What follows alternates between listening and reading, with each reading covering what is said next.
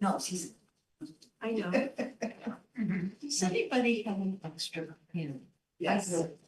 All right, I'd like to call the January 12th Council on Aging meeting to order. We will start with a roll call vote, roll call attendance. We have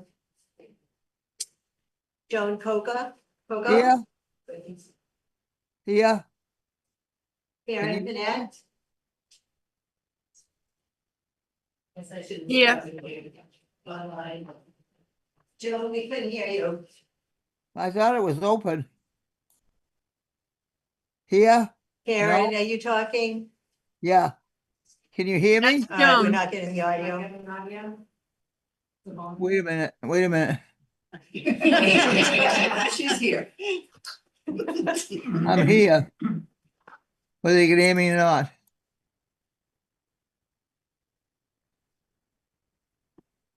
Try again. Can you hear us? Yes. But you can hear me now. What's wrong with that? I thought I had it It's open. Monday, but it might be her. We just had bingo today. Karen, can you talk? Maybe it's Joan? No, it's Stephanie. Right, this is Okay. Karen. Yeah, no, okay. Could you hear me? Can you hear them? Yeah, I can hear them. Technical. They can't hear me. difficulties. We can't start without. Yeah. Joan, it's an issue on this end. We're trying to resolve it here. Oh, okay.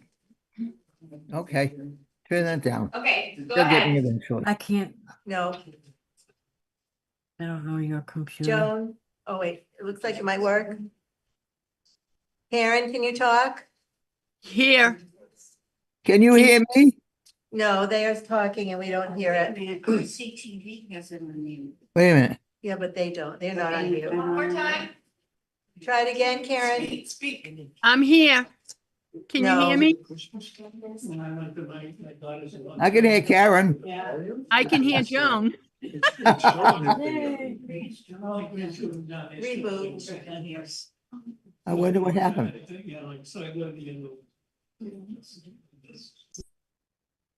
Started with them, so we could figure out if it doesn't work. Yeah, it's weird. Just gonna reset it and then just log back in. We're still on with RCTV, so it's fine. Do we have a quorum in the room if we can't? Just did this on Monday with PBC. Then, We're yeah, just you can- fine. Yeah, one, two. It was fun. Yeah, didn't we have bingo today and they played the balls? Is Tim available? Working on, instead of my crossword, these are mixed up letters. They have to make words out of them, it's a crossword. It's good, I like it.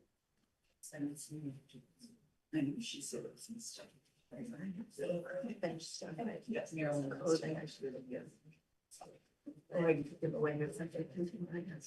Another gives a lot of stuff. It's still great. He's still waiting until they want them to be. I mean, for this. Ah, Karen. Hey, Joan. Hi. I think they're trying to reboot. Oh. I don't understand why you and I can do it, but they can't do it. I know. It's crazy.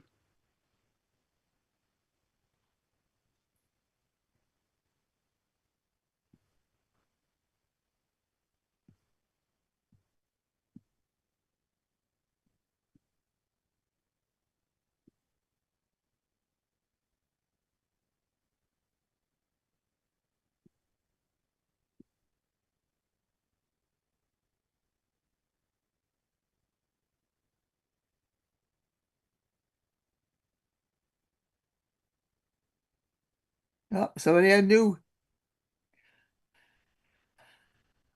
Oh, Rosemary. I don't think I don't think her picture's there. Not yet. Oh, yeah. Yeah. Oh, but we lost our CTV. Nope, they're still here. Yeah. We lost video of you. Yeah, we lost video. Oh, you can't see our lovely faces? No, we can't. Oh, there you are. Oh, yeah, all right. We, There it is. Hey, I think we're all set. except for RCTV. They're on the Zoom, They're we on. just, Okay. and Rosemary is I'm as just well, gonna go so. Make sure that. Okay. Rosemary's on. Yep. Oh, Rosemary is there too? Yes. Why don't we see her? So can you do some? Hold on, let me just adjust this really quick. There's a Let me way- just do the show non-video participants. Yeah, I was gonna say that. No. I heard it. We need a little fun to start. You want to make a motion that we should all be here in person, John? And I wish we could. It's so much more, but they extended, right, Jane, they extended. Year. How long can we meet virtually? Oh, that's much better. They- Another year. No problem. Okay, all right, roll call, I'll go by the website. So John Parsons. Here. Joan Coco. yes, I'm here. Rosemary De Benedetto. Here. I'm here. Okay, I forget, do I say the associate members too? Yep. It doesn't matter. Kate, yeah, for roll call. Kate Harrington, Sally Hoyt. Karen Panett, Yeah, Ron Powell, Here. Jean Prado, Here. John Szynski, Here. Marilyn Shapley, Here. Tom O'Connor, Here. Nancy Zimlack, Here. Karen Janowski. Thank you all. So I'll go over the agenda. First item actually is going to be public comment and the appointment of secretary that should have been removed from a while ago. We do have Nancy Zimlack, who's doing an excellent job as our secretary. Thank you. Please, more active. More praise. Yeah. Maybe I'll sign up for another year. Our big thing is welcoming Carrie Valley. Thank To you. be our- Yes. Interim. Yes. We're so grateful. I'm gonna come back and give you a moment. I'm just gonna go through the agenda. Okay, and no just give worries. you a moment. Yes, to speak, no worries. okay? A select board update. Karen Rose Gillis did say that she was going to be unable to attend. She did give me, if no one else is here, she did give me a few things that I can update people about. Elder Human, I mean, by virtual and soon, if she can, she'll lunch. Elder Human Services report with Carrie and Jenna. Elder Human Services proposed budget with Jenna and Jane Wellman. Trust fund report, including the Burbank funds used since last request. ARPA update and request and possible vote for funds with Jenna. PVC update with Ron Powell. Operations update with Jenna. Evening activities mahjong with Jenna Wood and Carrie. COA working group for recal update with the working group members. Recal updates at the PSC, January 29th. Approved November and December meeting with COA meeting minutes and approved joint meeting minutes with COA and Recreation Committee. And then we'll discuss future agenda items and John will lead us to adjourn. I think the evening activities / mahjong was me. You can add, but actually I have spoken with Jenna and she has an update. Yeah, we spoke with Jill. Oh, okay. That's why I changed it, because there, we have a great update. So, and so Harry, welcome. We're so thrilled that you are here. Thank you. You've been, maybe you can tell us a little bit about your background and what. Do you want me to start from the beginning? I was born at Melrose Lake, no. So I'm a Stoneham resident, born and raised, and I went back to Stoneham to raise my family. And I started my career off at the district attorney's office as a victim's advocate. And I was there for 6 years. And then I twisted and kind of wanted to work with elders because my grandparents both became aged, they were aging in place. And I worked for a nonprofit, the sister agency of Mystic Valley called Minuteman. And then I was going to multiple towns. I wanted to focus on one specific town and then applied to Reading, and I've been with Reading for almost 14 years. So that's my job history. So I've been an advocate for a long time. And you- Probably since the womb, actually. My dad was a police officer, my mom was a teacher, so I was born into public service. And so your experience with the 60+ community, you bring a different perspective. Yes. Yeah. Yeah, it's more hands-on perspective, but I think nonetheless, it's a good perspective because I've been working with all different types of people for a very long time. Especially the senior population. Yeah, people who are homebound and Homebound isolated, and isolated and, Right. Yeah. And we look forward to hearing that about. yes. You know, because it, Oh, I get stories. Some But are also- appropriate. Stay away from those. Yeah, but also maybe how we can broaden our reach in Mhm. terms of meeting the needs of the 60+ community Yeah. as well. yeah, That'd be absolutely. great. Yeah. And Jean? Now, Carrie, I think it's awesome with your background that you're doing this position. What about the position that you held prior to this advancement? Are you gonna be doing both, and how are you gonna do that with an assistant or not? It's a balance, and yes, I'm doing both. Luckily, we have an amazing staff here at the senior center that I don't want to take credit for being in charge of anything. Everybody here is in charge. Everybody here runs this place. Everybody here takes control. Everybody here has a purpose and a role, but it goes well beyond their purpose and role. So we're all kind of working together to help each other out and make this transition as easy as possible. And I have the support of they're here right now. I have an amazing staff that's here supporting us, so. But my concern is, why haven't they assigned, even if it was an intern student, doing internship from college, just to help you? How about we add that? Okay. Because we want to make sure that we're meeting your needs as Right. well. So we're here to support you. And it may be something that at some point we put it on an agenda Yeah. item or something. Yeah, well, Janet just got increased to 30 hours, which is Okay. excellent. And then Liv has been doing a lot more case management to help me too. Which has been, challenging for me to give up some of my clients. Cause I like to call them myself, but she's been helping tremendously with that. So I think all of us kind of pitching in and helping, but I've done my job for so long that I can do it in my sleep. Like, it's so easy. It's just easy So for just me. Keep us Yeah. informed Yeah, if there's any absolutely. way that we can advocate. for Yeah, you. absolutely. This new role, the administrator role is newer for me, so I'm learning and I'm just right now in the position of trying to balance both and making it work the best way I can for myself. Yeah, without, Thank you. yeah, well, We're here to support you. Yeah. We know you'll do an amazing job. Yeah, and thank we you. Really appreciate you Thanks. stepping forward. And with her desire for the elderly, Yeah. to see them, that's awesome. yeah, Thank you. yes, you're welcome. Thank you. The other thing too is public comment. I should have said that too. Is there any public comment? Did you notice Karen here? Yeah. Okay. Okay, seeing none. I see Karen joined.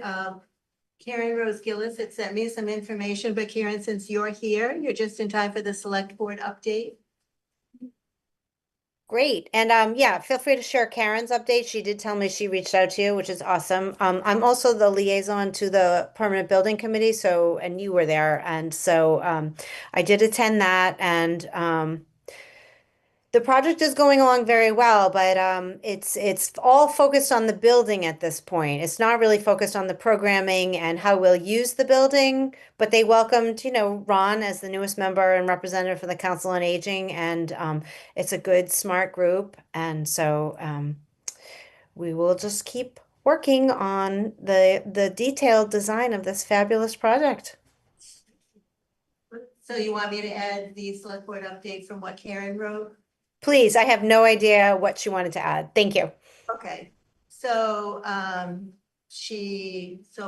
notes to me to share with the council are, they're beginning the town manager review process. They executed an agreement with RCTV. There will be a new liquor store located in the section of the former Staples store. The process for the search process has begun for the new superintendent of schools.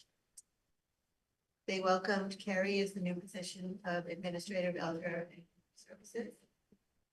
And then there is a forum, she wanted everybody to be reminded that there is a forum this Wednesday at the library for the Walker's Brook Drive area and future planning. And she also wanted me to mention the Martin Luther King Day celebration, which will be held next Monday at the Performing Arts Center.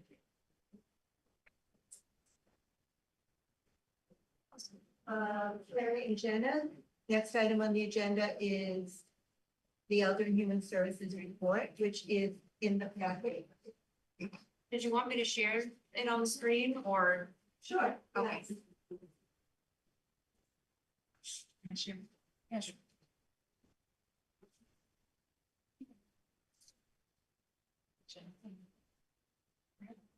Yeah.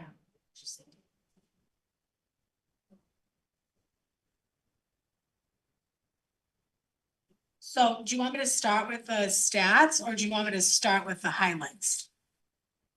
It's whatever you would like to do. All right, I'll start with the highlights. So for December, we had a holiday party with Marlena Phillips. That's always a big success and super fun for the seniors. We did something different this year with the police. They came over and did karaoke with a cop, which was super fun. Next time we do it, we want to promote it a little bit more because we had a low turnout, but I think it was the timing, but it was hysterical and amazing, and the cops all came over and it was great. We did a scams program with the sheriff's department, which was a big success. Monday lunch with bingo is bringing in a tremendous amount of people, almost to the point where it's too many people, because we have an exercise class in that starts before bingo, and we have to turn the room over really fast. So I had to come down here and patrol the room today to make sure there was no incident. Open enrollment was amazing this year. I don't know what the stats are for Joanne and Mike, but It was 147, I wrote down. yeah, 147 people they saw for open enrollment for Shine, which is just fantastic for 2 people. Mindful crafting came in, cultural curious came in. We have a ukulele class that's been awesome to listen to and super peaceful and very calming. And then Coolidge Middle School started back up with their song. They used to do this years and years ago. They'd come in and perform in here, and like the parents come and record it, and it's adorable and great. So that was fun. Some highlights from behind the scenes. LPI, our printing company for the newsletter, is moving towards printing Canva only. So Canva is a program online where you can make documents and flyers and things like that. So this company is no longer taking the format that we were using before. So we have to switch over to Canva, which Janet and Anna and myself have all been trying to do. So it's good because we're already in that mode to do it and switch to for LPI so we can stay with that company. And Janet did, so we came up with a list of like some homebound seniors, and Janet did sand for seniors last year, and this year the list kind of changed a little bit. So we filled 16 buckets of sand and delivered to 15 seniors. Last year's program was done specifically on referrals from me for homebounds, but this year people called it. It's been super helpful for home health aides and aides that are seeing these clients regularly because it's been super extra icy for them to be able to throw down a bucket of sand just from the steps. And that's been super great. And it was cheap to do, a cheap and expensive thing. It only cost us $179, and we can get the sand down at DPW. I just would like to see Janet get some help with delivering because it was a lot of work, heavy lifting. Social services, we saw the biggest event yet for Adopt a Family. I've been doing it since I've been here. We saw 100 recipients and 160 donors donate to people, to families and elders in need. And this year we did something a little different. We did a giving tree for some of my homebound clients, and I started with 10 because we had a tree outside my office, and people would just come in and take a ticket off the tree and then go buy something and bring it back. And then me and Liv, the nurse, delivered the gifts. I want it to be bigger next year because it was super successful and people really did it. The sad thing is we lost 3 elders after they got their Christmas gifts. They all passed away, but at least they got to get a Christmas present before they passed. And it was lovely for me to be able to visit with them before they passed away. So it was very heartwarming and humbling.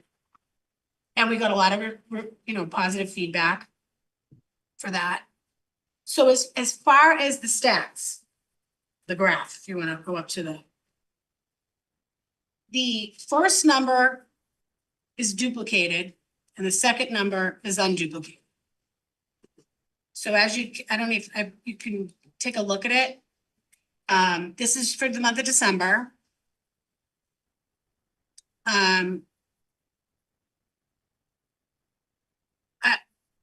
So we came up with 1,783 people have been talked to. 421 people have been talked to, 1,783 interactions with them. So that's how that kind of plays out. Keep in mind, December is kind of a wonky month just because we have a lot of holidays. I was out a bit trying to use some time. All staff was taking vacation time. So it's a little bit lower than what it has been in the past, but nothing too crazy low,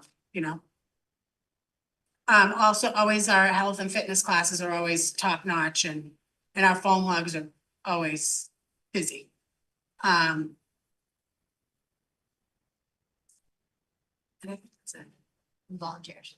Oh yeah, and the volunteers, they had 75 hours just in December, which is incredible.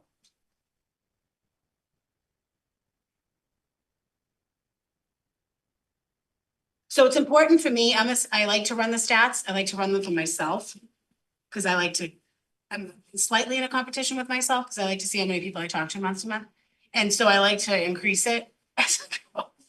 It's my own little game I like to play when I'm running my reports. So just because I talk to 60 people and it is 120, comes up to 120, this month was really crazy with a lot of individual clients. So I could have talked to one person, but it took like the whole day to like work with them. So just to clarify, if that looks lower than previous numbers in months. That's all I got. Absolutely. Yeah, Terry, if you could put on this report, it used to have duplicates and. It is. Is it here? It's in the graph. It's in the, it's not in the. Yeah, the first number is the duplicated and the second is Can you not. put the explanation, what it means, like. Oh, a key. Okay. Okay. Key. Thank you. Yes. Yeah, thanks. It's a good point. And then the other question I have is, on the highlights, you stopped at social services, but what was the voicemail? Oh, sorry. I was trying to read fast. So we have had the ability through our my senior center to do a voice blast, so Linda was calling everybody to remind people or tell people, oh, we're close to the holiday, or oh, there's an event coming, remember you signed up. So through my senior center, we tested it and Linda recorded a message and blasted it to one person to see if it worked, and it did, to tell them, reminder, there's an event tomorrow, so that we don't have to spend all that time calling everybody. So then we did it again for a big event. I think we did it. Did we do it for holiday? And it worked amazingly and it was great. And it reminded everyone to come, and she didn't have to call 55 people to tell them. Yeah. So you're testing. My active center? Huh? Do you mean my active center? One person. My senior center, which is also my active center. So do you have to access 2 different ones? No, so my active center and my senior center are the same. My active center is just the online version of my senior center. But when you log into my senior center, it'll call, you can have a call, like you can put it in to make a phone call with it, like a voicemail. And it calls everybody. Yeah, on the administrative side of the software. Okay, so we don't see my senior center at all. We just see my active center. Yes. Yeah, 2 things. One, this is great. Yeah, sure. I see you didn't get the total people served year to date. Do you need help figuring out how to make my senior center do that? It's a different calculation. Well, I was kind of looking at it as, this is a new year. It's typically done in a fiscal year, so maybe a little. All right. Time, because it was up over 3,000, I think, on the last we saw. Yeah, it's an important number to track. And if you want to switch to calendar year at some point, you should do a transition. All So right. we can see what's happening. The other thing is the phone thing is wonderful, but do we have the capacity to keep both landline and cell phones numbers in the system? Yes, yes. Mine, for example, I don't get it. You've got my landline. I think it probably calls the first number listed. Right. It just, again, I'm not criticizing it The all. primary- and anything the we can do to primary help number. Get it straightened out or send. It should have left you a message though, no? No, it won't. Your landline can't accept it as mine. Yeah. Landlines can't accept robocalls? Certain kinds of voicemail, but text messages. Or things that are connected to text. Or Carrie, was this? We a can check test that for when we one see yours. event? We did it, one Oh, event. So you had So to if you be weren't registered. signed up for that event, you wouldn't have. Right. Oh, Okay. right. Okay. So Yeah. whatever the Explain. event was. Good point. Okay. Helping us. That would explain. Yeah. He's taking it. Yeah, I'm just wondering. So It is. It's one. Yeah. thank you, Carrie, for this update. I know that you mentioned that you are taking the statistics a little bit differently from the way they've been done previously. Right, So that might be harder than to see year to date. Yeah, Right. Chris was logging 2 interactions per month, Yeah. and this shows you how many people were served. So 421 unique participants, but 421 of those participants came 1,783 times, or out of those 421 participants, like they called a couple times or whatever it may be. So Well, Chris used to show that, but it's different when you do the year to date, because it's looking over the months and you do just year as long as that. Yeah. It doesn't mean you can't. yeah, we change could the reach out to system. him and ask him how he calculated that number. Yeah. I was having trouble coming up with Yeah, that it's a number. different calculation and it's like. But if you do add all these first numbers, Right, that equals about 3,000. but the point is for year to date, you'd be taking all of the November ones and October. Oh, ones okay. And deduping, it's a different calculation. yeah, Deduping them so. and saying over the fiscal year, how many unique people in total have we served? It was over 3,000 in the last month.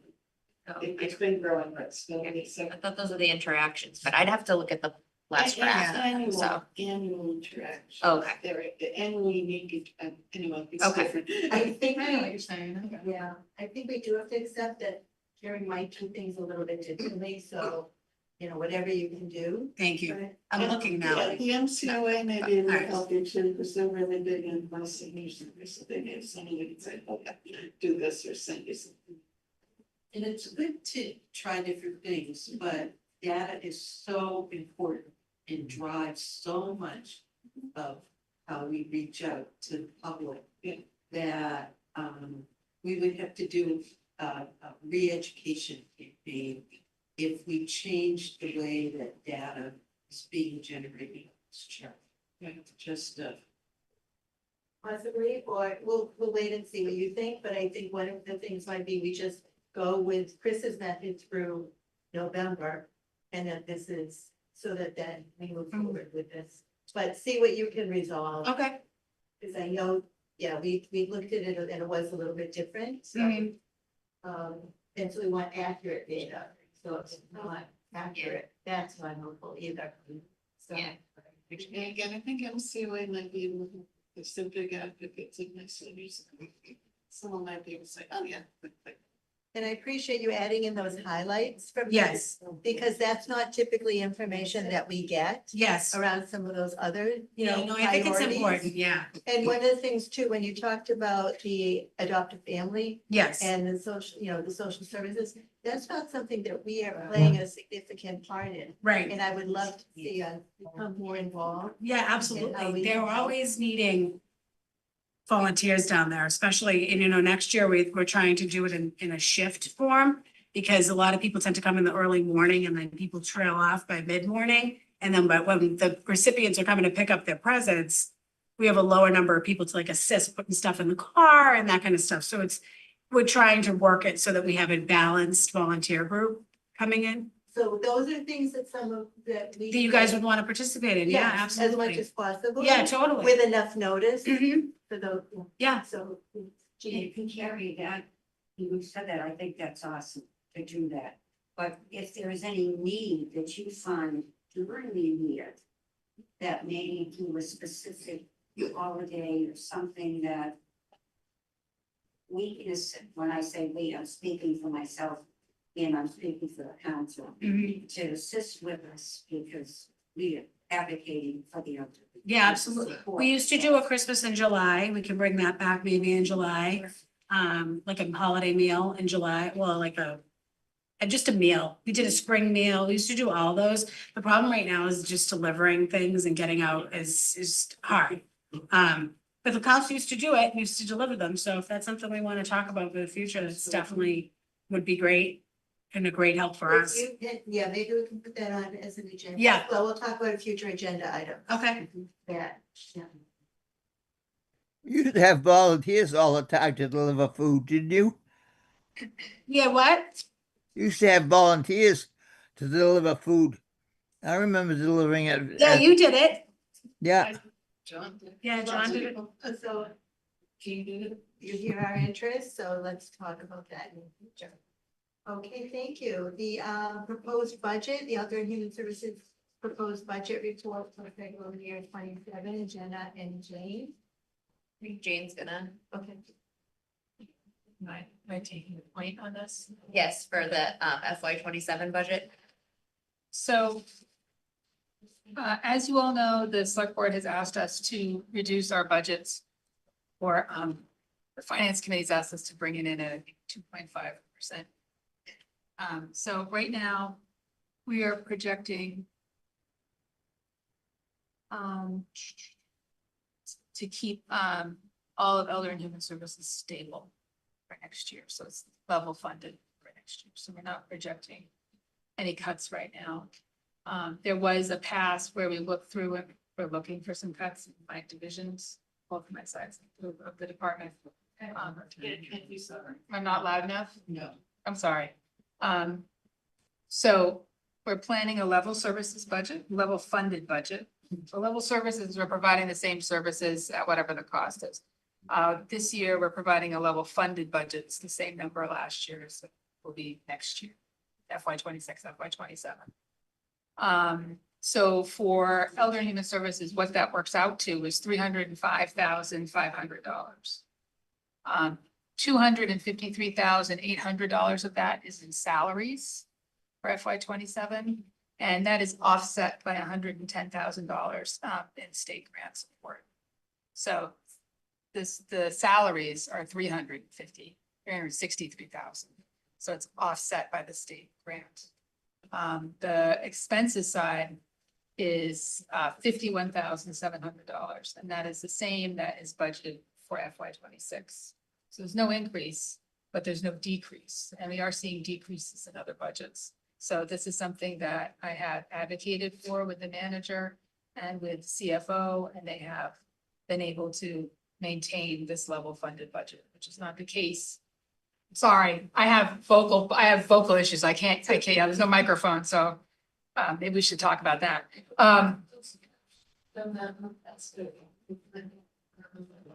So at any rate,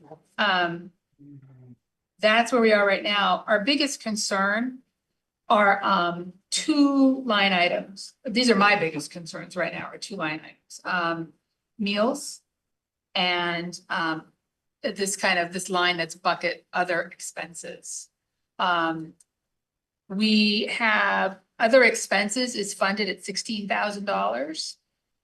FY 25, it came in at, let's see, $18,000 is what we paid. That was the actual. And in FY 24, it was $17,700. So our experience is in the past that we exceed that $16,000. So we're going to have to stay at 16 this year, FY 26 and FY 27. What's in that category? I'm going to defer to Jenna on what goes in that category. That could be plates for the kitchen. We have a supplies item but sometimes we go over on the supplies item, so it could be that. We also had to pay for an operational consultant, so we took that out of other expenses this year. Also, we use a good portion of it for programming. So if we're running out of our programming line item, which is very, 13,000? yeah, then we go into other expenses as well. So really anything that comes up, we put in there. I think one year we needed a bunch of repairs done too. We might have done the landscaping, just things like that. Yeah, it's kind of a catch-all. So yeah, programming is budgeted at 13,000 for next year. It's currently budgeted at 13,000 for this year. For FY 25, we spent at 14,000. So 13,000 is low. And then for meals, we're budgeted at 15,000. Our meals have been offset by ARPA funds, really. So we haven't spent a lot of money in meal delivery. I think FY 25, it was $895. So our CFO is like, well, clearly we're over budgeting the meals at 15,000. Like, oh no, we're not. We are absolutely not, because that money is run out. And so, so this is really where, you know, we look to other funding sources that we have. We have interest on some trust funds. There's another bucket, $50,000. Donation. The donation account that we can look to. And so those are funding sources. Other ways we can address these problems is to look for different vendors or different providers. So we've had great meals in recent years. It's been fantastic. And I think that has been a contributor to what's helping engage people to come, because the meals are good. And without any interest in maligning other organizations, some other meal services in the past that have been provided have not been loved, is my understanding. So one of the things I'm thinking of, and we'll be meeting with the school department, food services, they do catering. They have a catering division, which works very well for them because it helps them keep all of their staff employed and working, and they have a full commercial kitchen. And they do catering, and I've been to their stuff, and it's kind of awesome. Not to put too fun, but they do a beautiful job, and they do a beautiful job with, you know, this is gluten-free, this is dairy-free, like anything food related, you know, that safety related. So Catherine Franzetti runs that program there. She's very motivated.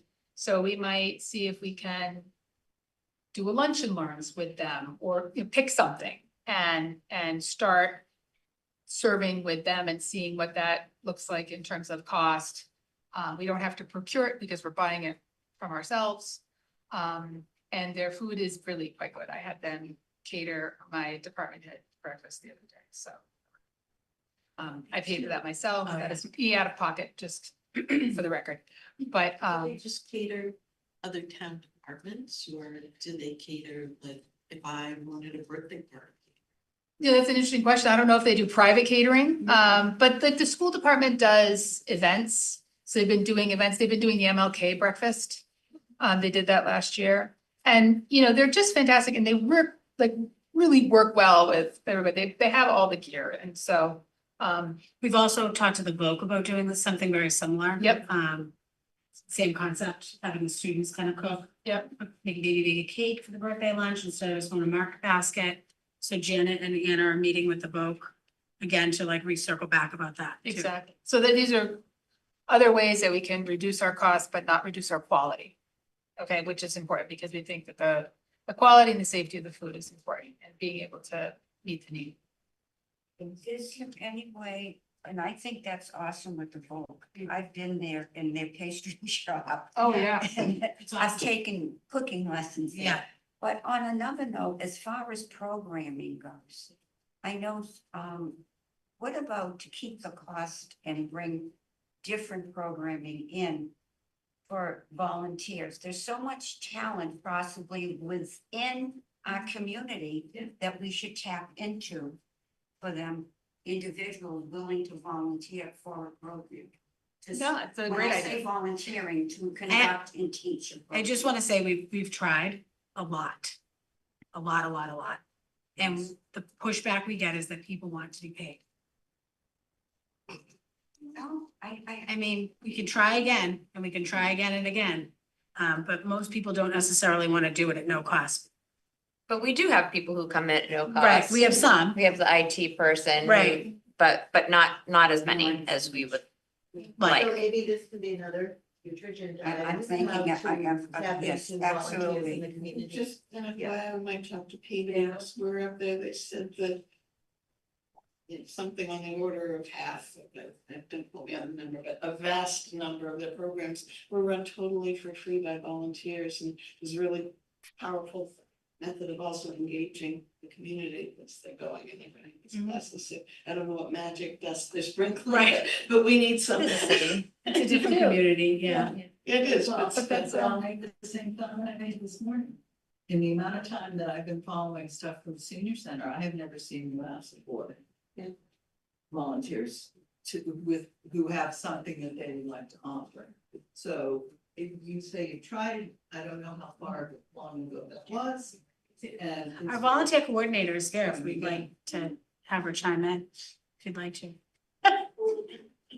We have a monthly feature that is on the Reading Post online in our newsletter and online where we feature a current volunteer and request for other volunteers.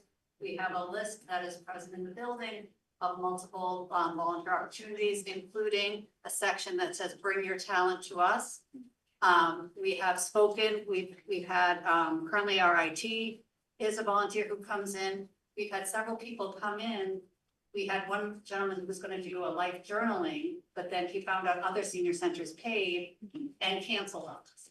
So we are trying to find people. We have, last year I received over 120 applications for volunteers who want to come in and help and do things around. But finding somebody with a talent who wants to teach is where we're still working on it. So, I mean, we're doing our best and I can obviously do more, but this is. But you just got our hours put up today. I was 18 hours, then I was 20 hours, and I'm also assisting with programming, so, but I can obviously do more. But we do post, and I can provide anyone a list of the materials that we give out. We put them out to schools, we put them in the paper, we give them into the Reading Times Chronicle, the post, and we've also done a post on our website and the town website as well. So you've been very proactive. Yes, that's what we have, and so we list specific opportunities such as serving, running games. Like we have a volunteer who teaches chair volleyball, we have students who come and do games. We put out for Shine, for doing our tax prep, working in the gardens. And then, so we have specific jobs and then the general, please bring your talent to us. So that's how we've done it in the past, but if people have specific programming, we can put out that you want, we can search for a knitting expert or whatever you would like. I can do that, like we did that for a Mahjong instructor. So if there's things that people would like to see, they can reach out to me and I can search for specific areas. But we do put it out, and we also have contact all the high schools, high school teachers, and we're trying to get them in here as well to do things in the summer. Yeah, you know what, like, Could it be good? Eric has her hand raised, whatever. Oh, I don't know if you want to take. Karen, Karen Burnett? Sure. Oh, Karen? Quick question. I was just wondering, just what is the going rate for like somebody that you just mentioned who said, oh, I need to bail on you because they're going to pay me? What is the cost of some of this programming? well, I mean, it depends, that they were looking at like 150 an hour. But then it goes up to 350 an hour. Okay, thanks. So It's expensive. I was just gonna suggest that maybe you have a section on the website, the town website for EHS that has volunteer opportunities with a job description. And, you know, people, I know that's how I got involved, when I retired. So that might be another way to reach. So, Um, thank you. And Jane, I have to say, I was amiss in introducing Jane Loman, because this is the first time that I recall that you. I think so, You've been online, sadly. But we've been online, but we're thrilled that you as the assistant town manager are here with us My tonight and helping us welcome Carrie. So We're this is thrilled. great. Yeah, Yes, I mean, it's that amazing. Carrie- The staff is here, Jane's here, it's great. Yeah, thanks so Yeah. much for coming. So it's gonna be a regular party from now on. We're gonna have a good time. Yeah. We're gonna have a good time. Yeah. Just on that item, if you don't mind, Madam Chair, through you to Ms. Shapley, I think that's an excellent recommendation that we reach out to PBD, different community. And I want to thank Janet for all her work as a volunteer coordinator. She's done tremendous work. One of the things that she's done is to bring back the senior tax worker program. And that might be a way that it could be a financial inducement to a volunteer. And so it's something that we can look at and ask the select board to increase the number of volunteers that we allow. And another matter that Valley just explained to me, reminded me of, is that we have an income cap on who is eligible for that program. And some communities do not have income caps. So in order to sort of manage where we are with that, we might just increase that cap and increase that and see where that goes and what that does in terms of attractiveness. So I think, with Janet's expertise, I don't need to speak for her, but that's something that we could look at as well, because that might help meet that need. I know some other communities have a lot of volunteers, but it's through that.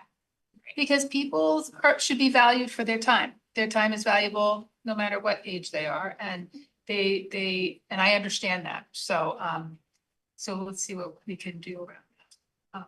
So I thank just you for want to the make sure suggestions. everybody's had a chance to speak that would like to. Tom, I know you have to leave soon.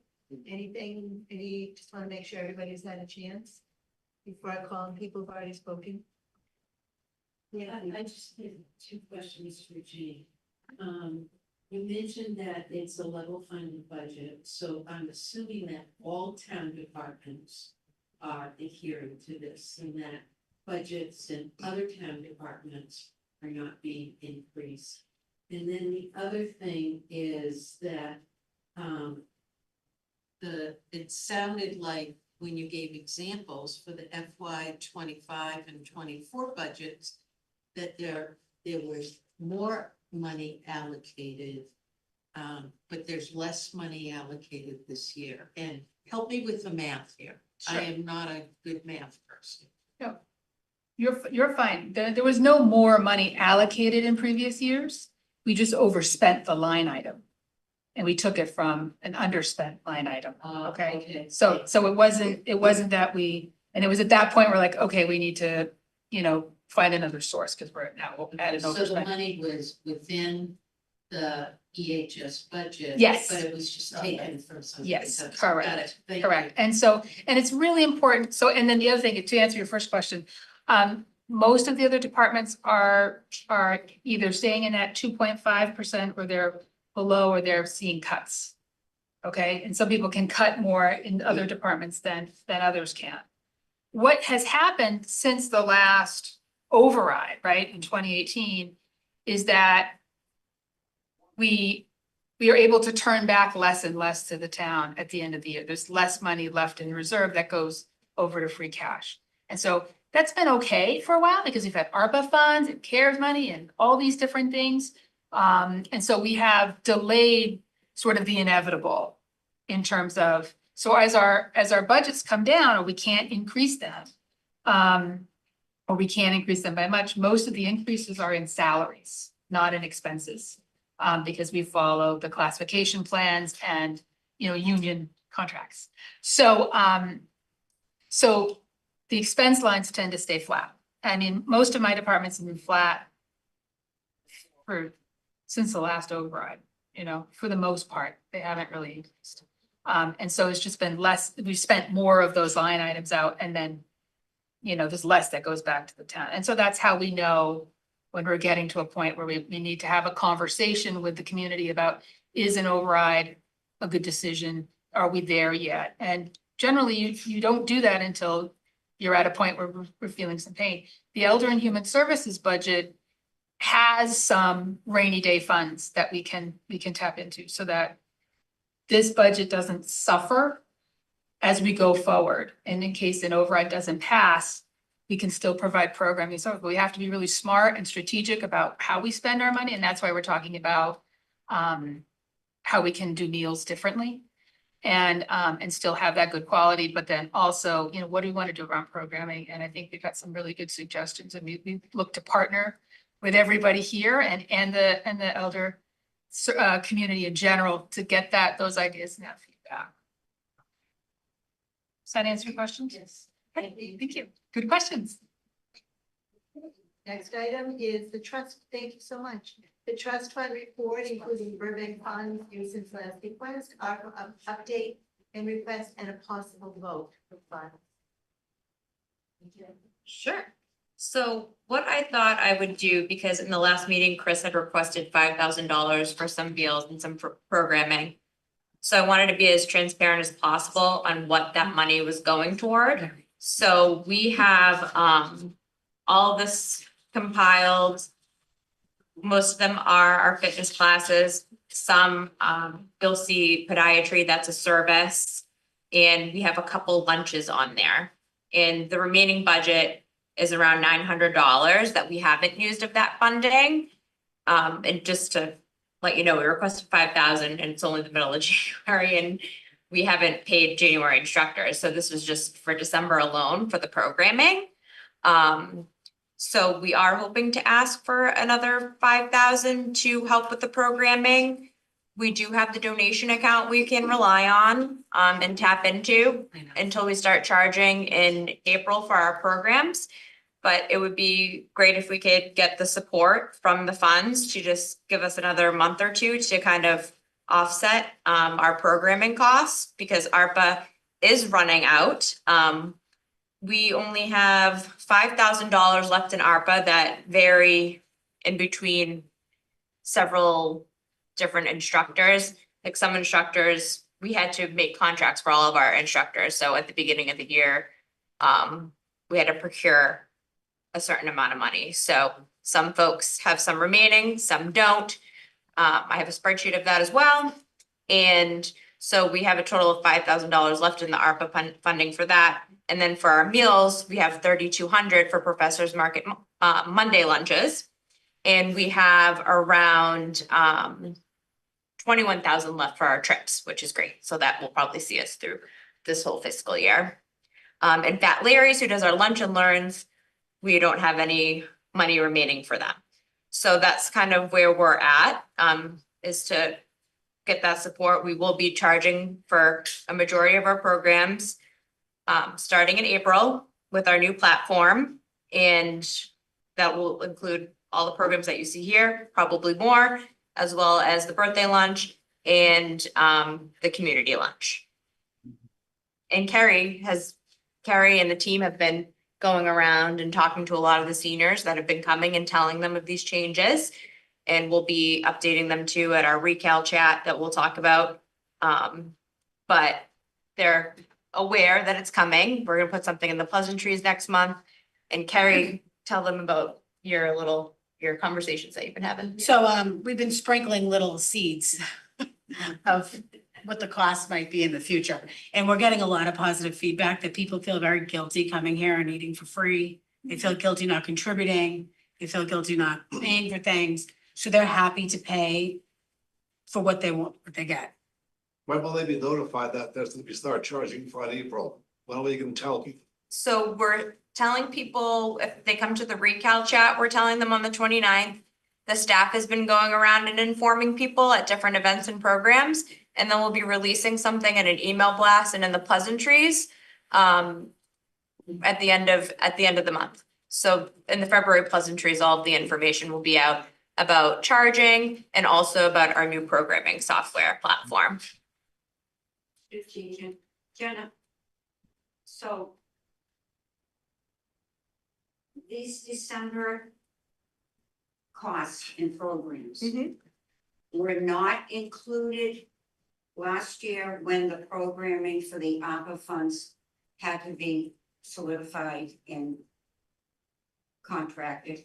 Yeah, so we had to pretty much guess how much it would cost for just 1 year, and we couldn't go beyond the 1 year. With our contracts. Yeah, I forget exactly when the program and contract went out, but we couldn't do that in good faith and do 2 years, because if we sucked up that money with one vendor for $6,000, and let's say something happened and that person left, then we would lose $3,000 of the ARPA funds.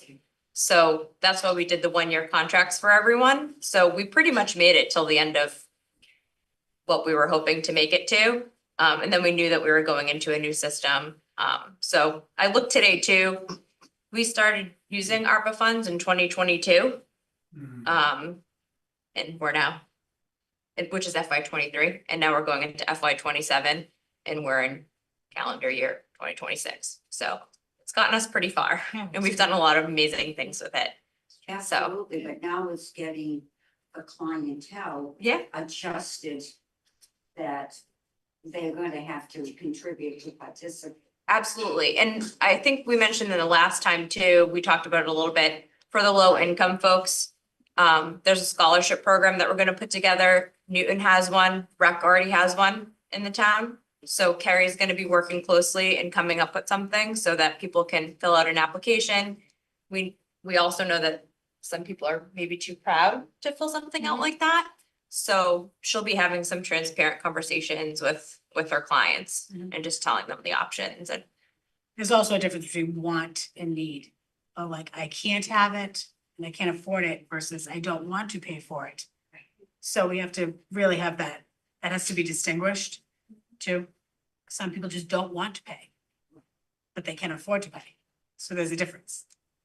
Jenna, I have a question. I know when we approved the money, $5,000, we thought it was going to be for December and January. right, I knew that wasn't going to be enough. Because the vendors alone in a month for the fitness classes are 3,260 on my spreadsheet estimate. So, and in December was, these aren't even all the classes that we usually offer in a month. We usually, because a lot of them are missing a week because of Christmas. Yeah, 'cause So, we're So it will closed. probably be helpful to calculate out monthly, what is the total cost? yes, 3,260 for the fitness vendors, All right, that's just fitness. That's but just then fitness. Everything else, not lunch and learns, not lunch, the other lunches, but we also have a spreadsheet with that too, of like the rough estimates of costs. and is the expectation once the payment system will go into effect, that the payment will cover all of the expenses? That's correct. So including like how will podiatry work? So each client will pay the fee that I think it's $40 that she charges per person right now. Initial is 50, And then follow-up follow-up is is 40. Thanks. Okay, so but then, it's cheaper than than a copay. absolutely. Yeah. If they don't have insurance, they can't. Well, yeah, or if, yeah. So then the expectation is in April, all of these expenses will be covered by the fees. Correct. Okay. So you need something that's going to Get us until that point. take us to March 31st? Yes. Okay. Marilyn's. No, I'm just trying to do the numbers in my. But we also have the donation account we can tap into as well. I'm not sure, do people know about the donation account? Well, I know it exists, but. Yeah, so it's around $50,000, so that's money that's been accumulated over the past several years. And people will come in, they'll donate $150 in honor of someone who's passed away, or just a good faith donation for $100 and it goes into this account. So it's discretionary unless like the specific donation goes into the account and it's supposed to be for something specific. Like if someone comes in and donates $10,000 for like new teapots in the kitchen or something like that, then that would need to go towards new teapots in the kitchen. But to my understanding, that there's nothing in that fund right now that lines up with something like that, so it's completely discretionary. Cause I think we initially, when it was aligned to something, we did it immediately, like Yeah. someone bought like plates for the kitchen at one point. And we bought them right away when the donation came through. So if someone wanted to come in and donate, I want to have a luncheon and pay for the luncheon. Someone to that. Yeah. Someone Yeah. come in and say, well, St. Patrick's, don't take it out of your budget, I'm donating. Yep, and they could pay, if they wanted to donate, they could pay the food vendor directly, or they could make a donation to the town, and then we could pay for it. That's probably the way I'd prefer to do it. I don't know about you, Yeah, but streamline it a little bit, but. Now, is there any way to make this knowledgeable to those that don't know about a donation? I'd like tell people about the donation fund. Was in the newsletter. No, we can definitely inform people that it exists. And You can't solicit, but I think. yeah, we can't I solicit, think but it's- inform, yeah, Right. I think that's fair. And we did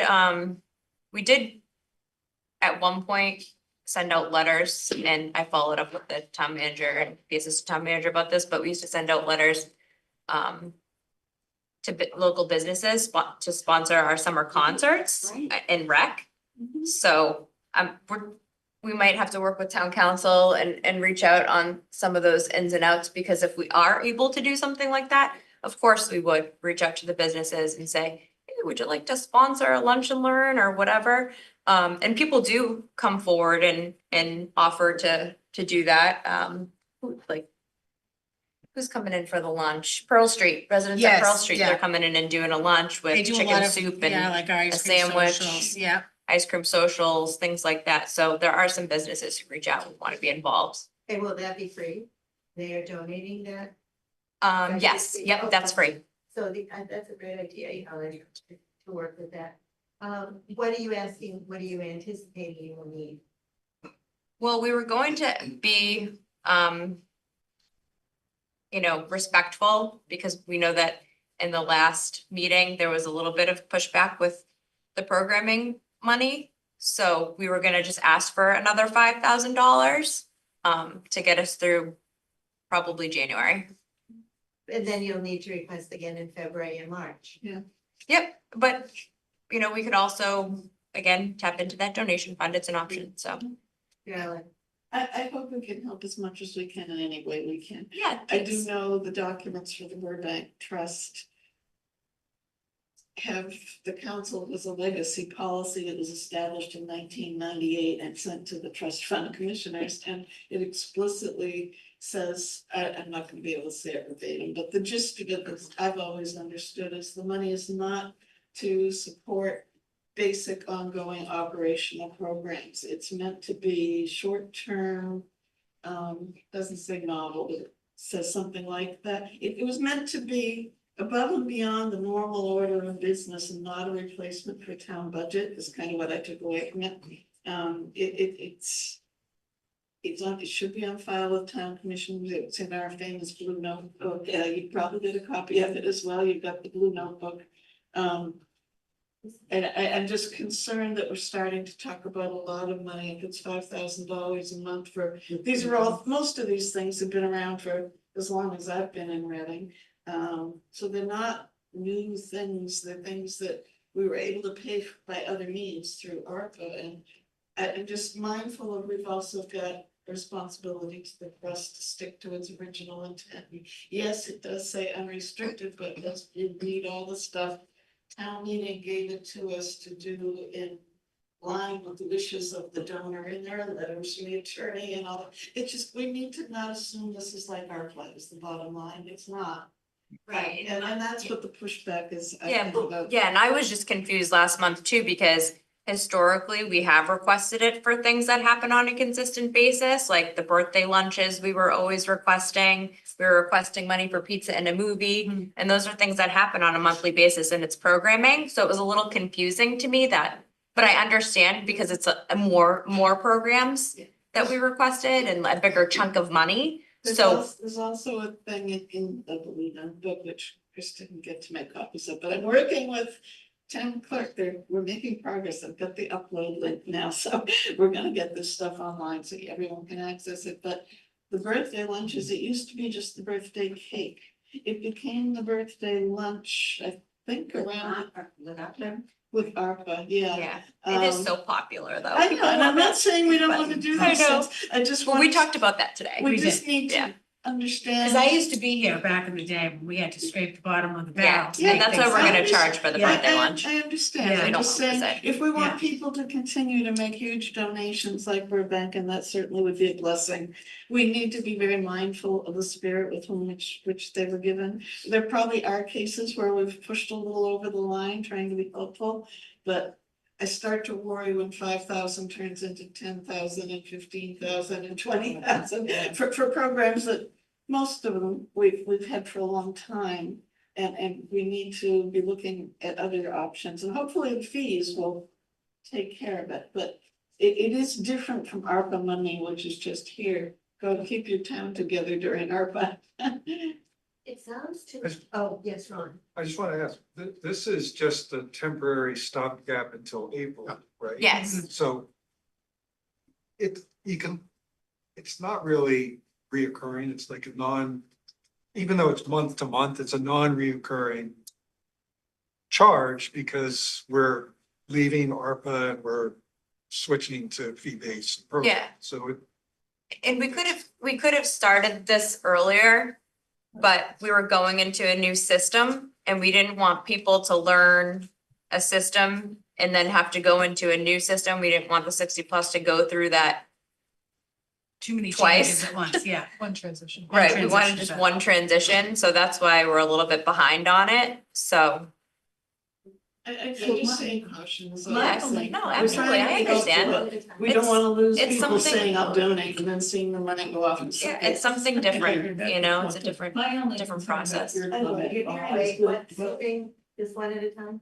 My only concern about your comment, Ron, is that I don't think we know what's gonna happen when they start charging. And some of these are fixed costs, so you contract with an instructor for the classes, but if the fee causes enrollment in the class to go down, it's not gonna be covered for that month. Well, we could, So yeah, we're we gonna would cancel be the in class if this- Well, yeah, but. it doesn't hit the minimum amount of money. Okay, but minimum amount of money, but is minimum to cover all the costs, or would you do it? Yep, it'd be a minimum amount of participants that we would need to To cover the offset the cost? cost of the Okay. instructor. And you can do that with no. Without losing any money to the vendor because you're canceling at the last minute? Yep, we're It'll be in meeting the with them all this contract, yeah. month, and it'll be in the contract that if they have X amount of participants, the class will have to be canceled. Okay. So it could be also a good incentive for them to People lower to their come. prices. Right, yeah, for people to stay by their word and come. Cause if they paid. John, John had his hand up you before I were, did. you were first, then you. Well, right now, a lot of people come from other towns here for the classes because they're free. True. Every other town around here charges for them.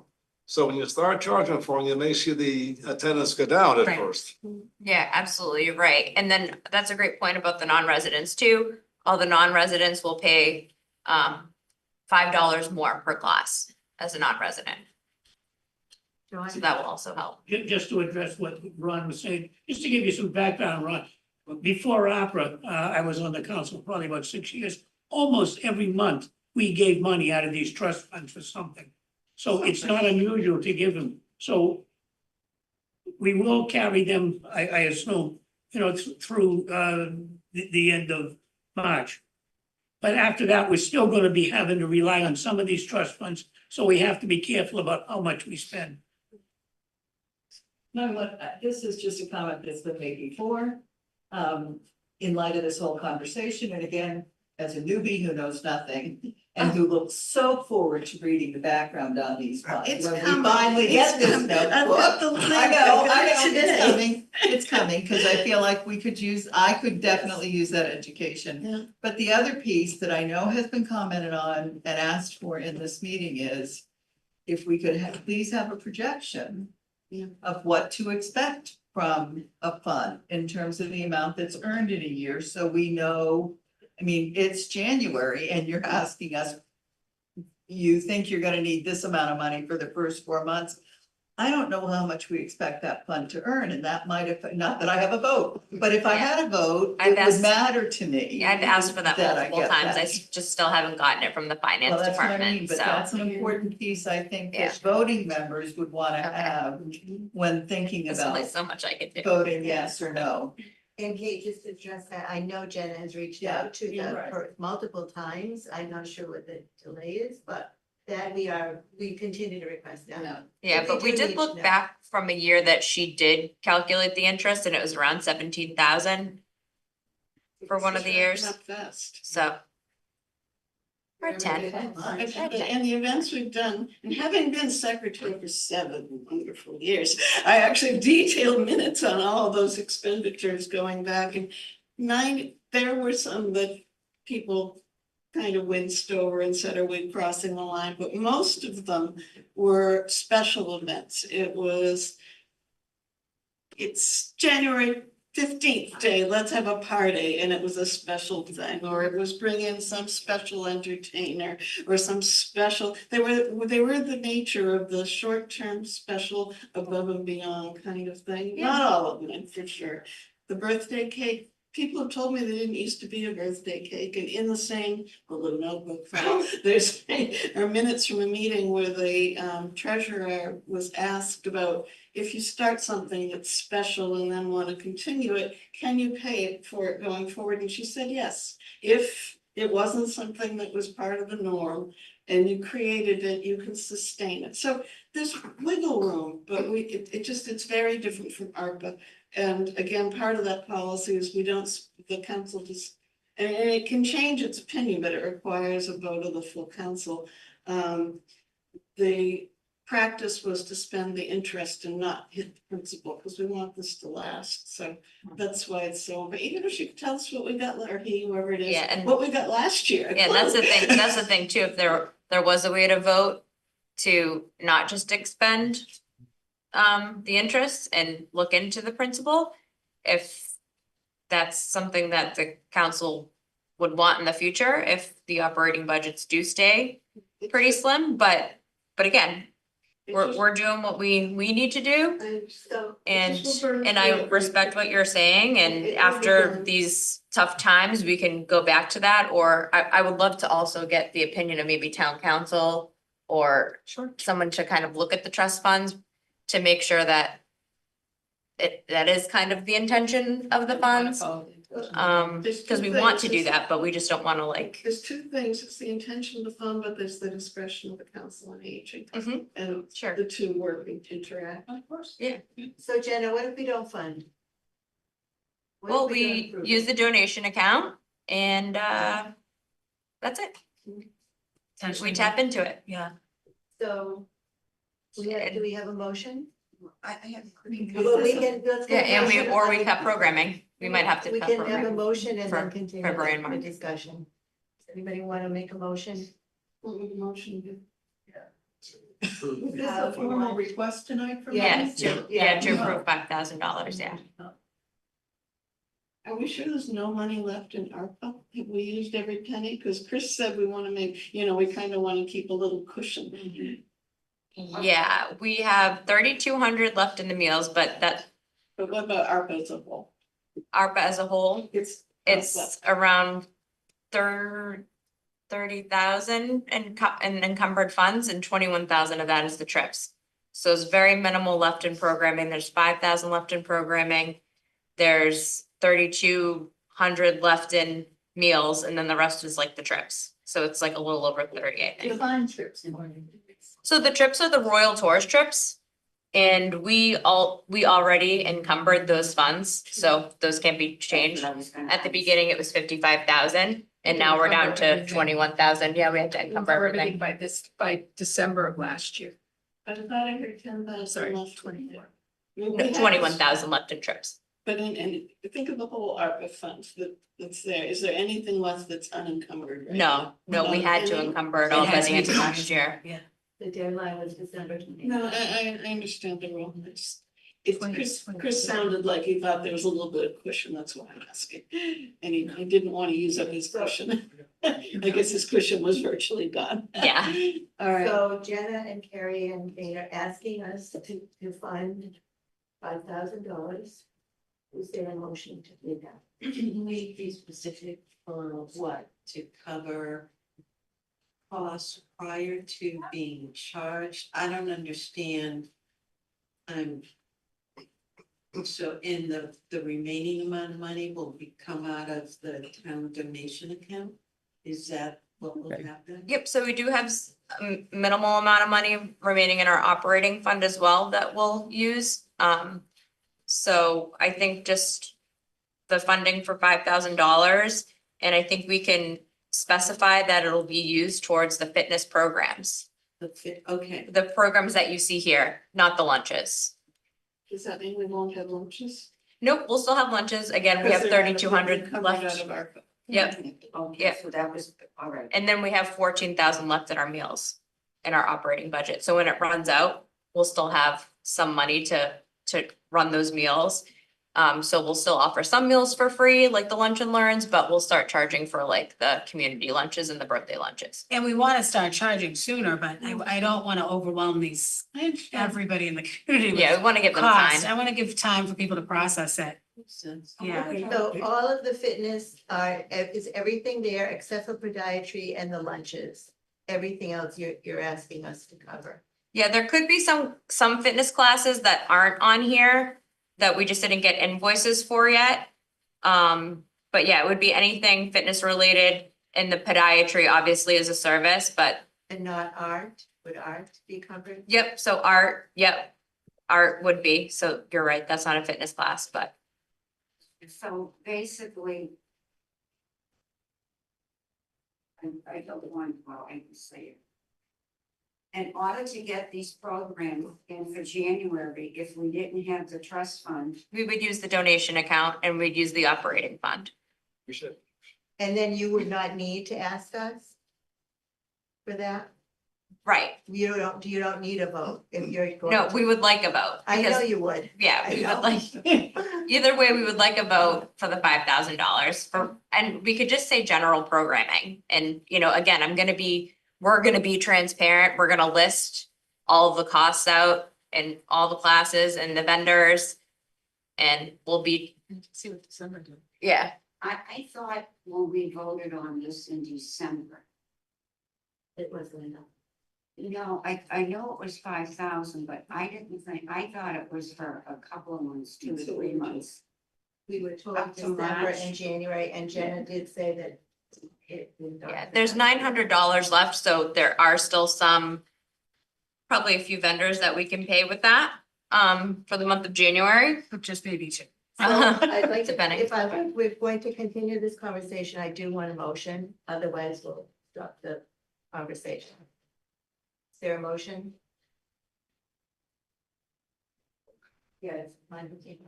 Okay, I make a motion that we take $5,000 out of the trust funds and put it into operations for the meals or whatever it is. Yeah, the programming, yeah. For fitness and programming, The program. Second, not. I second it. Exercise, right? second The it. exercise program. So art's not a fitness program, which Karen pointed out, and neither is podiatry, it's a service, so we would like to say, programming and services under the discretion of staff, and we'll give you a list of what we pay the $5,000 out of. I mean, it's not really, Is there a second? Second, Second it on mine. Thank you, Ellen. So the motion on the floor is to take $5,000 out of the trust funds. We need to be specific about which trust fund, Burbank. out of the Burbank Trust Fund, to cover programming. Why don't we just list all those in the motion and when it's written? For those activities, dietary, pom-pom classes, yoga, body and brain, best exercise, art, senior fit, Zumba, line dancing, strength and balance, chair yoga. But and this is the motion right now. I'm just restating John's motion. You know, friendly amendment to? Yes, but- I am. I was just restating the motion, and what it is to cover the programming, is including fitness, podiatry, and, Whatever we need. yeah, from the Burbank lunch, from, not lunch. No lunch. So, and we do have a second, Joan, is this, now we can discuss. Now we can have discussion. Yes, It's been talked about so many figures, I'm losing track. How much would it cost just for the fitness programs? Around 33,260 a month, give or take, because sometimes they run more classes in a month, sometimes they run less. You said 3,260. Yeah. I'd like to amend the motion to be $3,300. Oh, jeez. Instead of the 5,000? Yes. is there a second on the? Okay, so this would be. Yeah, you would need it. First, you need to vote on we either accept a friendly amendment or. To the motion is before. Did anybody second my We amendment? need a second on his amendment. Right, Take- and then we can discuss his Okay. amendment. Okay. No, we have to vote on the first one. Madam Chair, usually the friendly amendment is accepted by the person who makes the main motion. Yes. This isn't necessarily a friendly amendment. He's just Right. asking. Right, I understand, Okay, so but there's a motion on the floor. Yes, we have to vote that. Do the motion. Are you voting on the 5,000? Yes. I'll second the 5,000. Yeah, so can we see the participants? So Oh, I have in, to stop sharing my screen, one sec. so in terms of accepting, I'm sorry, I need help. In terms of accepting an amendment on the floor, we need a. I don't think we can amend until we vote. No, you've got to vote on the amendment first. You're changing the total amount from 32, from 3,300. to 3,300, Yes, and there is a second, in Maryland second. Well, right? but if John accepts it, that's what they do at town meeting. If Correct me he if I'm accepts wrong. it, but if he So doesn't. if John accepts it from, he will take his amendment instead of making it, But it doesn't have. but he doesn't have. to. But the other way I see it is we can vote on this motion, and then if this is voted down, then we consider other motions. I just want it to pass. We just want to support you. Thank you. Thank you. I don't So want it yes. to be so Yeah, You hard. have to There's no vote on the secrets. amendment. You have to vote on the amendment. You have to Very vote on the amendment transparent. first. No, I thought What we happened voted. to, He does not have to accept it. Right, Right, he doesn't have to, okay. No, so- he does not have to, that's what I just said. Right, right. Yeah. So- is there any discussion on the amendment? Well, I just want to say that John is getting at the point, this John is getting at the point that I was wondering about. You know, you're asking for 5,000 and you say you'll be transparent with what it gets expended on. But you're asking it to cover these expenses, which don't come to 5,000. So. Well, but Um, again, we don't know how many classes are in a month or not. Yes, In I podiatry, understand we could that, have but- 20 clients, we could have 10 clients, so Yes, I it's do a guesstimate. It's like the 3,260 is an average of how many classes and how many clients we have, but it's not a guarantee month to month that it wouldn't be a little bit more, a little bit less. But You know, these things ebb and And flow. with the flu season but the happening, we've had less So- attendance. Broad is my. I don't So see we why are we being can't. transparent. 3,300 to 5,000 is a large variance for those instances that you're talking about, is my only. Yeah, Five and then thousand also takes care there's, of anything. sometimes there's five weeks in a month. So in December, we did have art 5 times. And he didn't take a break, so he was actually more last month than he was on a normal month. So, But Steve's got enough isn't money. that up to, excuse me, isn't We that? do it an awful lot of Joe, nitpicking. Excuse me for a minute. Joan, if you want to speak, can you raise your hand and I'll call on you? Yeah, I can't raise my hand. Okay. Jean? But it can, the programs be controlled? Just because there's 5 weeks, does it have to be a full 5 weeks Hmm. of fitness? I mean, if we're concerned about we offer budgeting. them weekly. I know, Yeah. but if we're concerned about budgeting, some setbacks need to be determined. I mean, it's not gonna be a problem when we start changing in a Yeah. few months, so. Unless we lose My point was participants, just it's gonna not be, our goal. you already know what Well, January looks or we like. have to If you're charge, we don't have- asking we for don't have money an for option. January, bring us a budget for January with the request, is my Oh. comment. Let's do this in a manner that reflects what we're trying to accomplish. Here's the budget that we need for January. Can you fund this budget? Can you not fund this budget? But if we can't fund it, I'm sorry, Marilyn. Well, we can fund it, and we know we have the money, and you know where we are. I agree, we need that, and looking at this, I'm listening to, well, food was covered, that was by ARPA, but we had 2 meals on there, so why? Why don't we just I think vote, it gets why to this don't we budget just vote the issue. 5,000, if it doesn't pass, we'll go to 3,300. No, we have to vote on the Or do amendment. something. We have to You gotta vote on the 33. amendment first. You gotta vote the 30 Let's the do amendment something. first. Yeah, you accept the 3,300, his amendment, or you don't. What do you think, John? Well, no, that's only before his motion is seconded. Yeah, you're right. But it's not Okay, okay. we've No, got, he is there doesn't have to accept that. anyone who hasn't spoken yet? Rosemary? I do not accept the 3,300. You're nickel and diming, you're cutting it too close, and you don't know what's coming along. I will back the 5,000. Thank you, Rosemary. Karen, do you have anything, or Joan? No, Anything you'd like to add? I seconded the 5,000 and I stick with that. I would Thank stick you. with the 5,000. Okay. Anyone else who hasn't, all right, everybody has spoken. Okay, so we will vote on the amendment. I'll do a roll call vote. Let me just. So actually, John, we're voting on the amendment, which is to take 3,300 from the Burbank Trust Fund to pay for just the programming as it's been explained. That would be the No, budget. just for the fitness. Just for Just for the fitness. fitness. our classes. Just for the fitness. Classes on that list. Okay, I'm so, I'm I just will saying, take- yeah, I don't care, just, there's lunches on the list. I'm just suggesting we Just to be support the specific. fitness program. Okay. That's all. so I'll take a roll call vote and we'll start. Karen? Are No. you- Joan? No, Rosemary? No, John? No, Which one are we voting on? 3,300. The amendment. John Parsons? I give up. I can tell on the vote, yes, I'm voting in favor. Marilyn? I'm voting no, but I won't be fit if we have to do it next month. Nancy? I don't care. Yes. Yes, for 33, okay. No. Jean? No, yeah, no.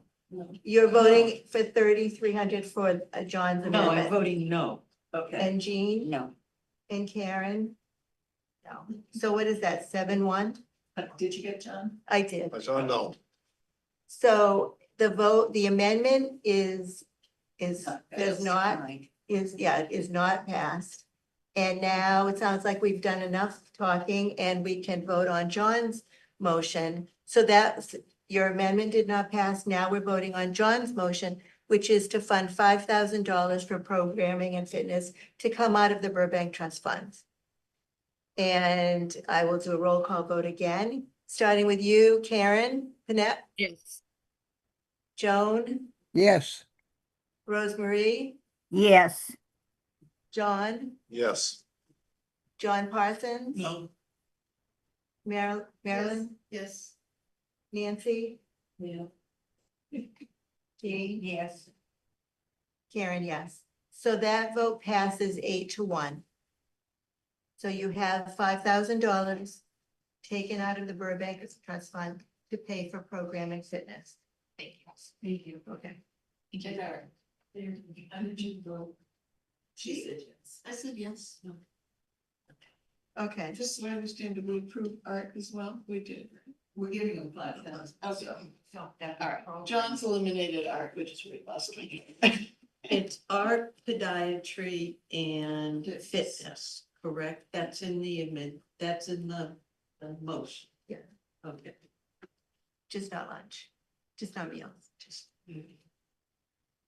Okay, PBC, we're a little past our. PBC update with Ron Powell. Thank you all. Good conversation, but we are here to support 60 plus activities, yeah. So PBC updates with Ron. Chair, members of the council, yes. Before I begin, I would just like to thank the Council on Aging for the vote of confidence in appointing me to the Permanent Building Committee, and I truly appreciate your trust and your support. And I also just want to thank Nancy for her time and dedication in the role before me. She did a lot of thoughtful work, and I'm grateful for the foundation that she laid, she built before I stepped in. The way I see my role is I'm just trying to understand how the building will work for seniors day to day, so that we can raise issues early and constructively. And that's really what the Permanent Building Committee is concerned about, the physical plan. There's three buckets. There's programming, there's operations, and there's physical plan. Permanent Building Committee is focused on the last one, but really all three interact, and the decisions about the physical plant are affected by programming and operations as well. So glad that both Carrie and Jenna and Jane are here. So I think the major update that came out of the meeting was that the bid phase has been extended. It was supposed to wrap up on January 22nd, but that's been extended to February 5th.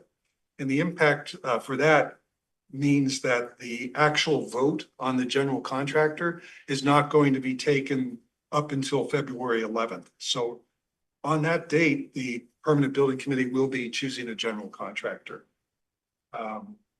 That also impacts other dates as well, because the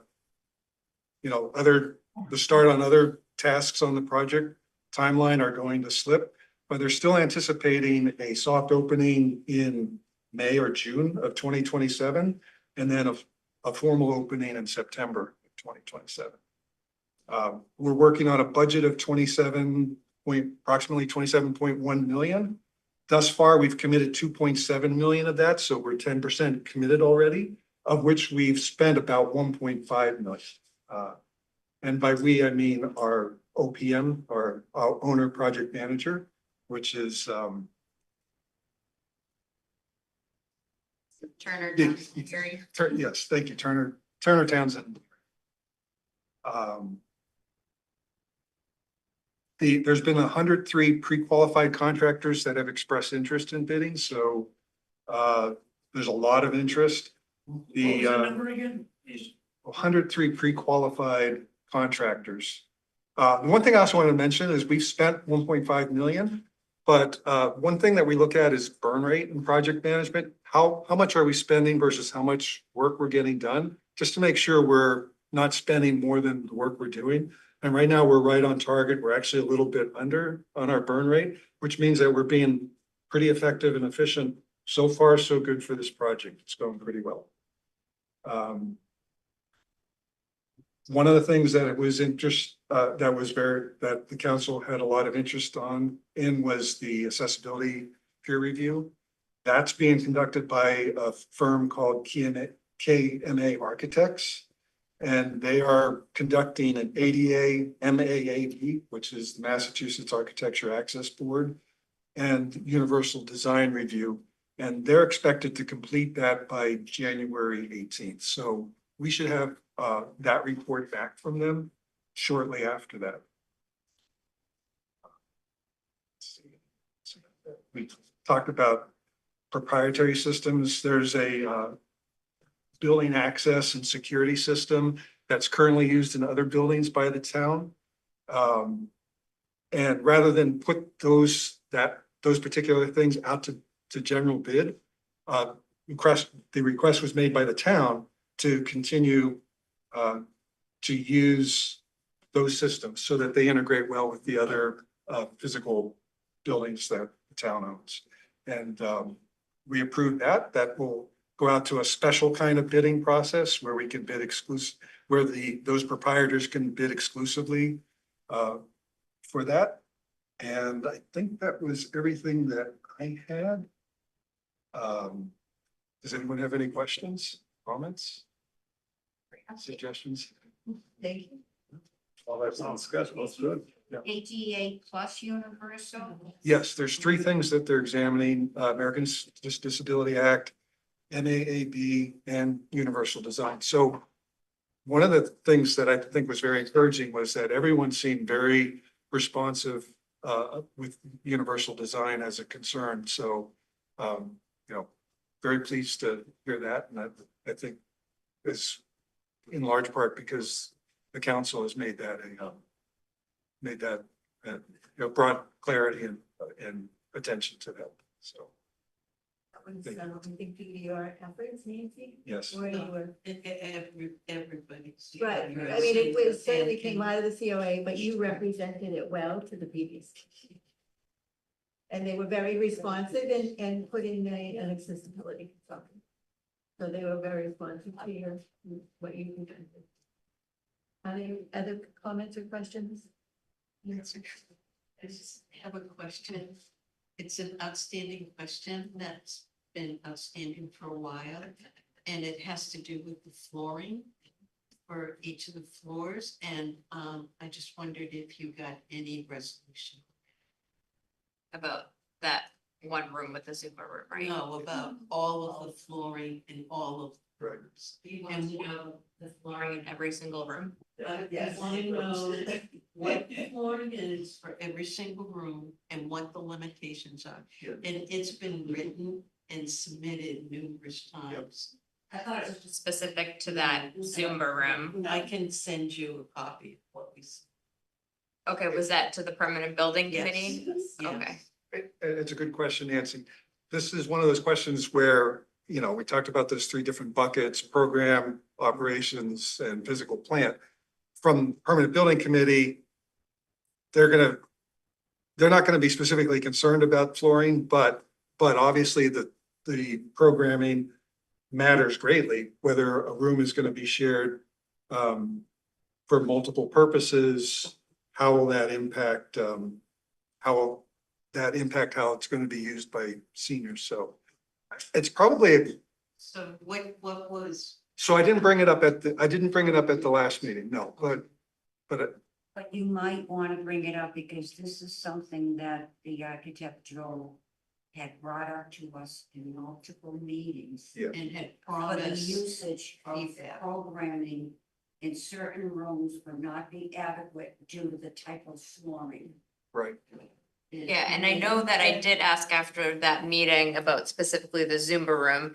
And he did get back to me, Colin and Joel, about that room and said that, yes, it's interchangeable. You can put tables and chairs on it if you would like. And it's Nothing So- has Yeah, to and do it's- with- and it's cushioned. One at a Yeah. time, one at a time, please. And it's cushioned for fitness and it's very flexible. It's a flexible use program. It's very safe Need it in to writing. do Zumba. Need It is in in, writing. it is in writing. I can send it, the whole email to the Council on Aging. Well, in the other floors too. Right, and I'm sorry, I wasn't aware of all the other floors, but I could reach out and ask details on the other flooring. Yes, because he, in several meetings that I was in when we were in the beginning of the design stages of the workshops, he has specifically stated like the great room, okay for tables, but this other room, if you needed it for a conference room, you could not, it would damage the floors. Right. So they're thinking cost effective also, but our concern is for clientele, for the usage of these rooms to expand the programming if a room needs to be used. Well, and that's my point. This is Ron's point about, yes, they're only thinking about the building itself, but what you do in the building itself ultimately affects what you can do in the building itself. And so we need to know the flooring and its capability of every room so that when we're thinking about programming suggestions, we know, oh, we could suggest that this could be held in here, oh, or that's not gonna work because that flooring's not appropriate for that kind of activity. So the answer to the question is relevant to thinking about programming. And along the same lines, it might be that the flooring that may be suggested for a particular room, it might not be the best decision, given that I know it's a lot of space, but it's a limited number of rooms that we have to program.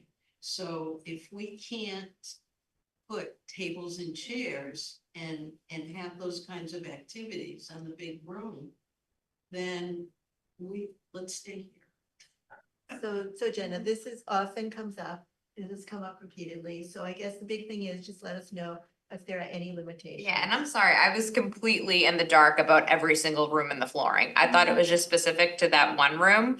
No. And that, But they're not. and I in the did dark. reach out and I asked Yeah. about that, but I can ask about the other rooms and the flexibility in all the other rooms, but I can also tell you from a staff standpoint too, their opinions matter as well. And I know that Joel has specifically met with everyone from day one with the programming and knowing what is gonna take place in each of these rooms and the intention behind each room and the programming of each room.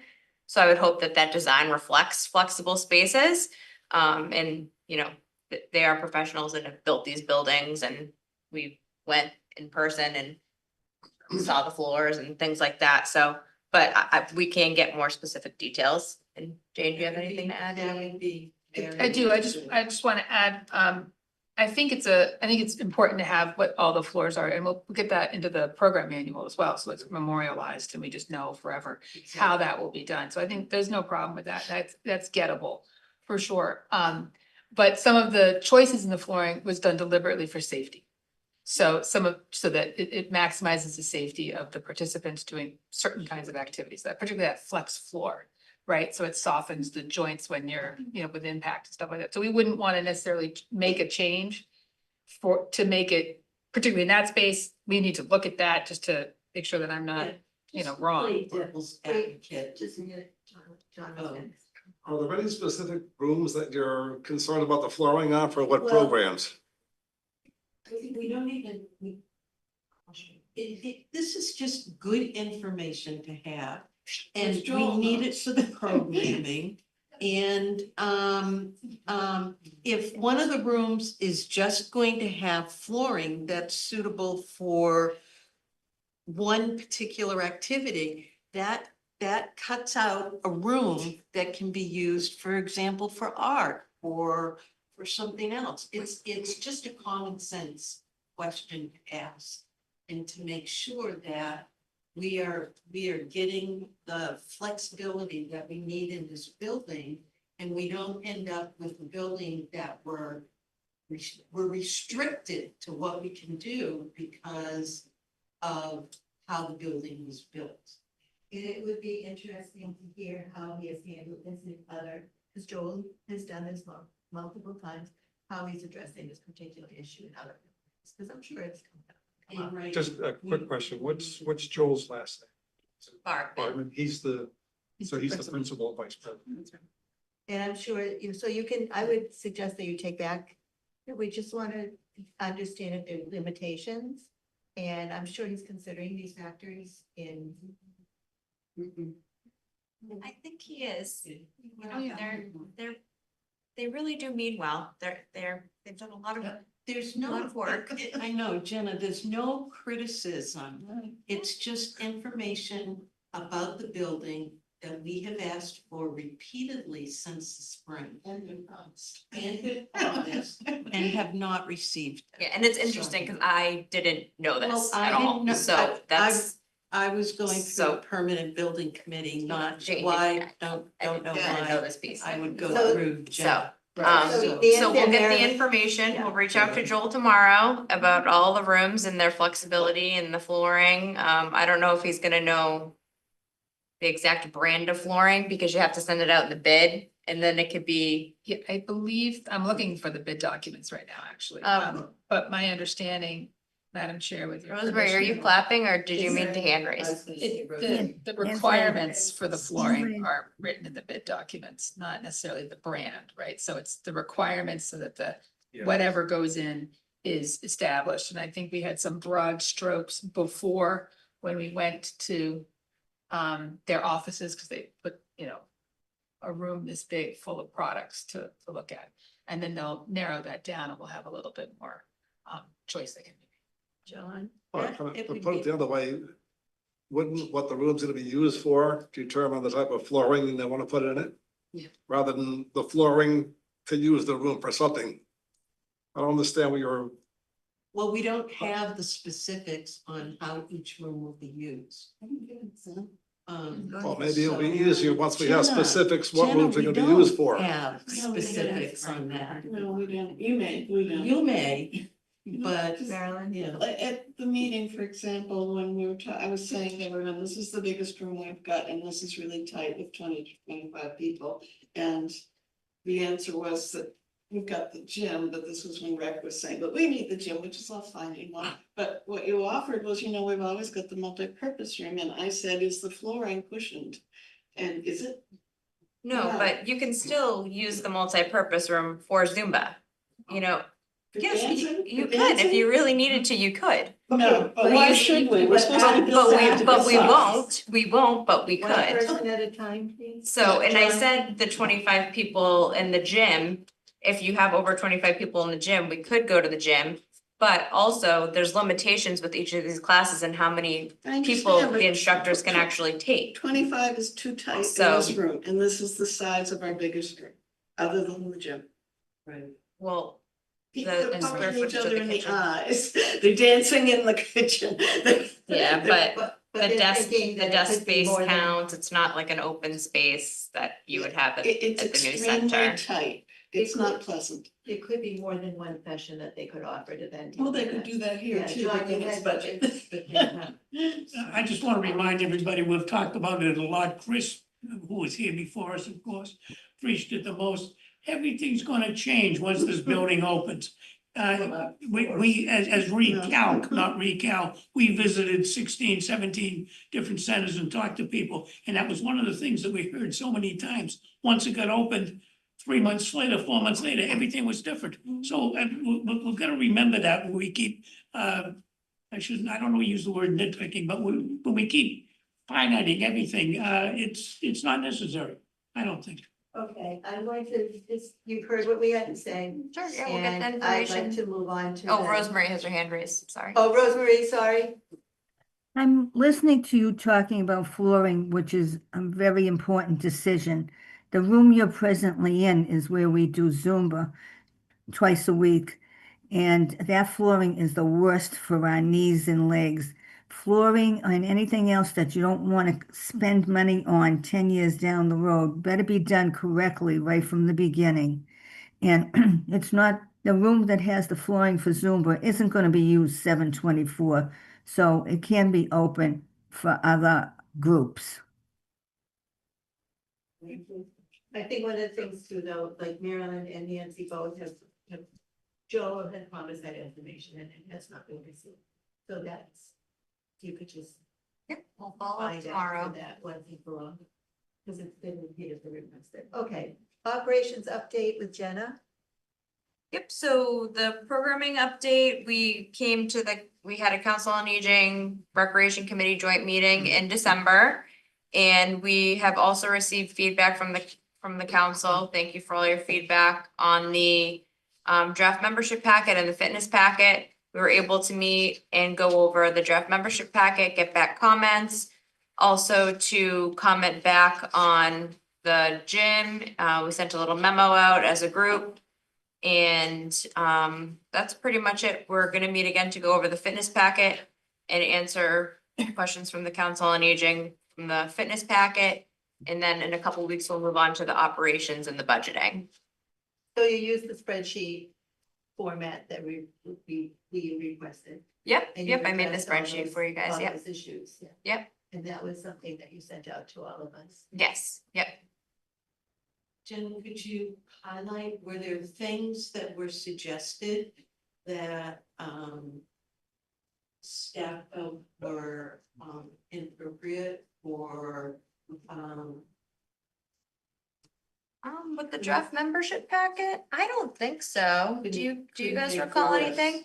We actually thought the companion question was really great about how do we, how will they be monitored when they're coming in and out? Will they need a key tag? So we had a great conversation about that. We thought there was a lot of great comments. And then there were some comments that maybe weren't necessarily relevant to the draft membership packet, but they were still great questions. And about programming and things like that. So there's nothing that stood out to me as inappropriate in that particular line of questions. We ask questions about. Sure. Okay, yeah. So I was just a little confused because there were two sections where there were comments about, well, they tie together with the standards of independence and, in the first response, your response was that that's what's in place currently here at. And then I think later on you were responding to a more specific comment, which was around, are these going to be the same standards? In other words, originally when you presented material to us, the standards of independence were for 60 plus, and we said this is a possible problem. Your second comment seemed to indicate that yes, you recognize that saying these standards only apply to 60 plus could be possibly an issue legally or under discrimination kind of things, and it said you were going to consult. Yeah, we're And gonna so ask Albert. I'm taking that as sort of the move going forward, is that, oh yeah, maybe we can't say these are just for 60 plus. Yeah, and I think that some of those, some of the things in the standards of independence apply to, yeah, many people. Right. Yeah. So it could be something that we adopt as part of our waiver for everyone to do. Okay. That's But what I it- thought we were suggesting. But yeah, but it may not. We're gonna ask Albert his opinion. We can talk to legal about that.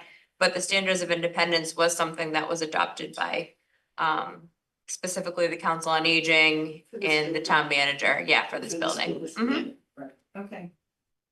But yeah, we're definitely open to that. And I really appreciate you sending along that information, spreadsheet information, addressing it, because that was something that we had recommended. During our last meeting, that it would be, that the council has found that helpful. And that way, every point was addressed, which was really helpful. Great. Thank you, Marilyn. Just so I understand process, I know there's tons of meetings and vision, and this, it's a discussion at this point, it's not a carved in stone. Is there a point with, because I had questions about a couple of your feedback things and think maybe I didn't word my point well, so I have to understand what I was saying, because I didn't do it well enough. Where I want another pass, because the answer doesn't fit what I was trying to do. Is this something that will all happen in a discussion meeting down the road? What's the next? Yeah, I mean, giving feedback? My suggestion would be if you have that feedback as a Council on Aging member immediately, that you respond back with your comments, Okay. and then we take them right back to the operations group. And then, yeah, our intention is to have another follow-up meeting on the comments if Okay. the council thinks that's what they would like. Because we still need to do the fitness membership Right, packet. right, that works. Okay, just wanted to know what the price, but I don't want to get into nitty gritty Yeah. here and now. I think we nitty gritty ourselves to death tonight, but there are, as I said, Yeah, we would love the feedback as Yeah. soon as you have it. okay, great, thank you. Okay, next item is evening activities, Mahjong. You wanna take it or you want me to take it? What's it, what are we talking about with the issue? We want to implement them or the issue with the Mahjong? Yeah, I'll take a Yeah, stab. why don't you? I'll take a stab and then and you then can I'll add chime some in. color, Okay. as Jane would say. Yes. So we were approached to do a nighttime programming Mahjong class by Jill Schulman. Which was really exciting. Anna spoke with her, quite a few times, and there's some emails flying back and forth about it. So she said that she had 8 people currently that participate in the Mahjong, and it's at her home, and she would like it to come to the senior center, Pleasant Street Center at night. So we were like, okay, well, the rule is that we have to market this to all of our clients. So we can't just say, you can come here with your 7 Mahjong participants and play. We can't do that because that's not how we operate. But certainly if we put it on for people to register for this class and there's a maximum of 8 people, we assume that maybe the 8 people will be the only people who sign up. Who knows? But there could be more interest. But we have to open it up to everyone on a first come, first served basis. So after that, it seemed like she did just want those 8 people to come and in perpetuity and not really have it open to anyone else. So we reached back out to her about renting here, and she could rent the room for however long she wanted to. And I sent her all of the information. And again, Anna went back and forth with her as well. But she never got back to us and followed up on the, if she wanted to rent or not. So we could definitely do a Mahjong class here, but we have to offer it to all of our clients in advance. And everyone has to have the opportunity to sign up, first come, first serve. And if not, she can rent the space. So those are the two options. And I think the staff did a good job of communicating Yeah, we that. communicated it from the get-go. I think that's a great idea. Yeah, we would love it. For, yeah. Yeah, for a nighttime. Jonathan? You're talking about participants and you're talking about classes. Is she planning on running classes or just, I mean, when I think of, I was thinking of signing up for the Mahjong, that's why I'm asking. But I wouldn't wanna get into a room with 8 people who have been playing Mahjong for 10 years and know what they're doing and unless there were specific classes. So which is it? Is it? What I was told, it was a volunteer who teaches. She teaches. She Okay. teaches them She Mahjong. teaches, but she doesn't want to take on more than 8 right now. And it's 4 sessions. I think the sessions are 2 hours long. So it's 4 sessions. She brings in all of the equipment and you have to have Mahjong cards. So she brings all that in. But Nancy, and- what I'm hearing Jenna say is she didn't want to do that, right? She didn't Well, want.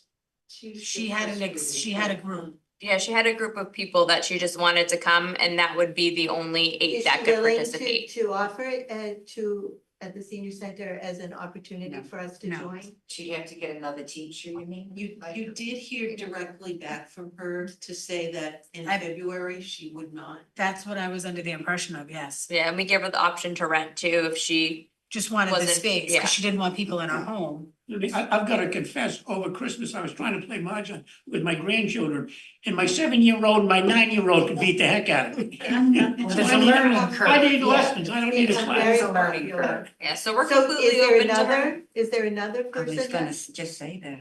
is there another person that might be, because I know. Right there's a now, lot we of don't have a interest. Mahjong instructor. No, they just come in and play on their own, but Oh. yeah, during the day. So there's an impromptu group that plays mahjong? It's They scheduled. play on Fridays. Okay. It is. They play scheduled. on, They play on Friday. They know how to play. yeah, Yeah. Thursdays. Thursday. Thursday. Bridge is Friday, right? Maybe one of them would be willing to teach. Yes, Jean. Okay. It sounds, there's several that would like to learn how to play this. Maybe there might be a volunteer within the group here that's already playing. Maybe we should ask that group if anyone wants to teach a beginner's class, even as to. Jenna has some insight. We looked into that, we searched for volunteer to teach Mahjong. The ladies that play Mahjong now only want experienced players and they don't want to teach anyone. They've asked that beginner's function, yeah. Oh. So we did look into it, we found instructors for a fee who will do it. We reached out, we did a special advertisement for a volunteer Mahjong instructor. We couldn't, the library had somebody, but they also requested payment. So we did a whole targeted search about 8 months ago for a Mahjong beginner instructor volunteer. And we got, so we have people who are willing to, if we can hire an instructor, but again, that adds to programming costs, et cetera. But we did look into that, for this. So maybe this is something to add in April, because it'll be a paid. Right, because we would pay for it, right? Yeah. Participant. Yeah. Yeah, so if we could find someone even paid and we charge for an evening Mahjong or another daytime Mahjong, whatever. If someone wanted that instructional piece. I think I don't know if they've done it yet, but the Chesapeake Gen Center in Winchester, I think they have a Mahjong class. Yes, a lot of them, the teachers are paid. But so we can do another push. It was 8 months ago, we did advertising, we reached out to other centers who had instructors, but they did, and actually they were quite expensive for some reason, for Really? like $200. But I can do a second push. You know, we can keep trying. So can I just follow up? I think as a courtesy, maybe to get back in touch with Jill, because she is experienced, she is doing it, she was waiting for a response. It took a bit of a time for her to get the response back. So on behalf of Jill, I think it would be a courtesy to reach back out to her We did respond. today. We A while ago. responded a while ago and she never got back to us. So I don't think it's our responsibility to reach back out to her. So certainly if she wants a follow-up, you can speak with her and tell her to call us if she missed that communication. And Anna was a little bit delayed in getting back to her, I think by maybe a week. Because it was Christmas. Because Chris was leaving. Well, anyways, And- it's, we, You So, know, I just think it's worth following up with Yeah. her again. Because she's a And it ready was the holidays. resource, she's a good teacher, she has the class And outlined. you've reached out, and so you're looking into this for April. And and again, thank Yeah, I mean, you, we can- thank you, Email her again tomorrow and say, hey, just following up, never heard from you. Yeah. yeah, thank you. Yeah. Okay, Sure. all right, next item. COA working for the retail update. Okay.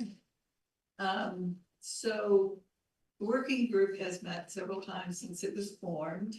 And as part of our work, we compiled 2 documents, which we had asked to be included in the packet for this meeting. They were not, and it's going to affect what I can do right now. So the first part of our update had to do with specific feedback to the, I think it was called programming policy plan that was presented at the December 15th meeting. So the work group on a spreadsheet took what had been presented, took the comments that were made during that meeting and the discussion that followed the meeting, as well as comments and other concerns that were raised as we as a group talked about it, and compiled a document.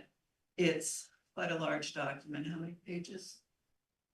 Well, there's a lot of white space on it. Okay.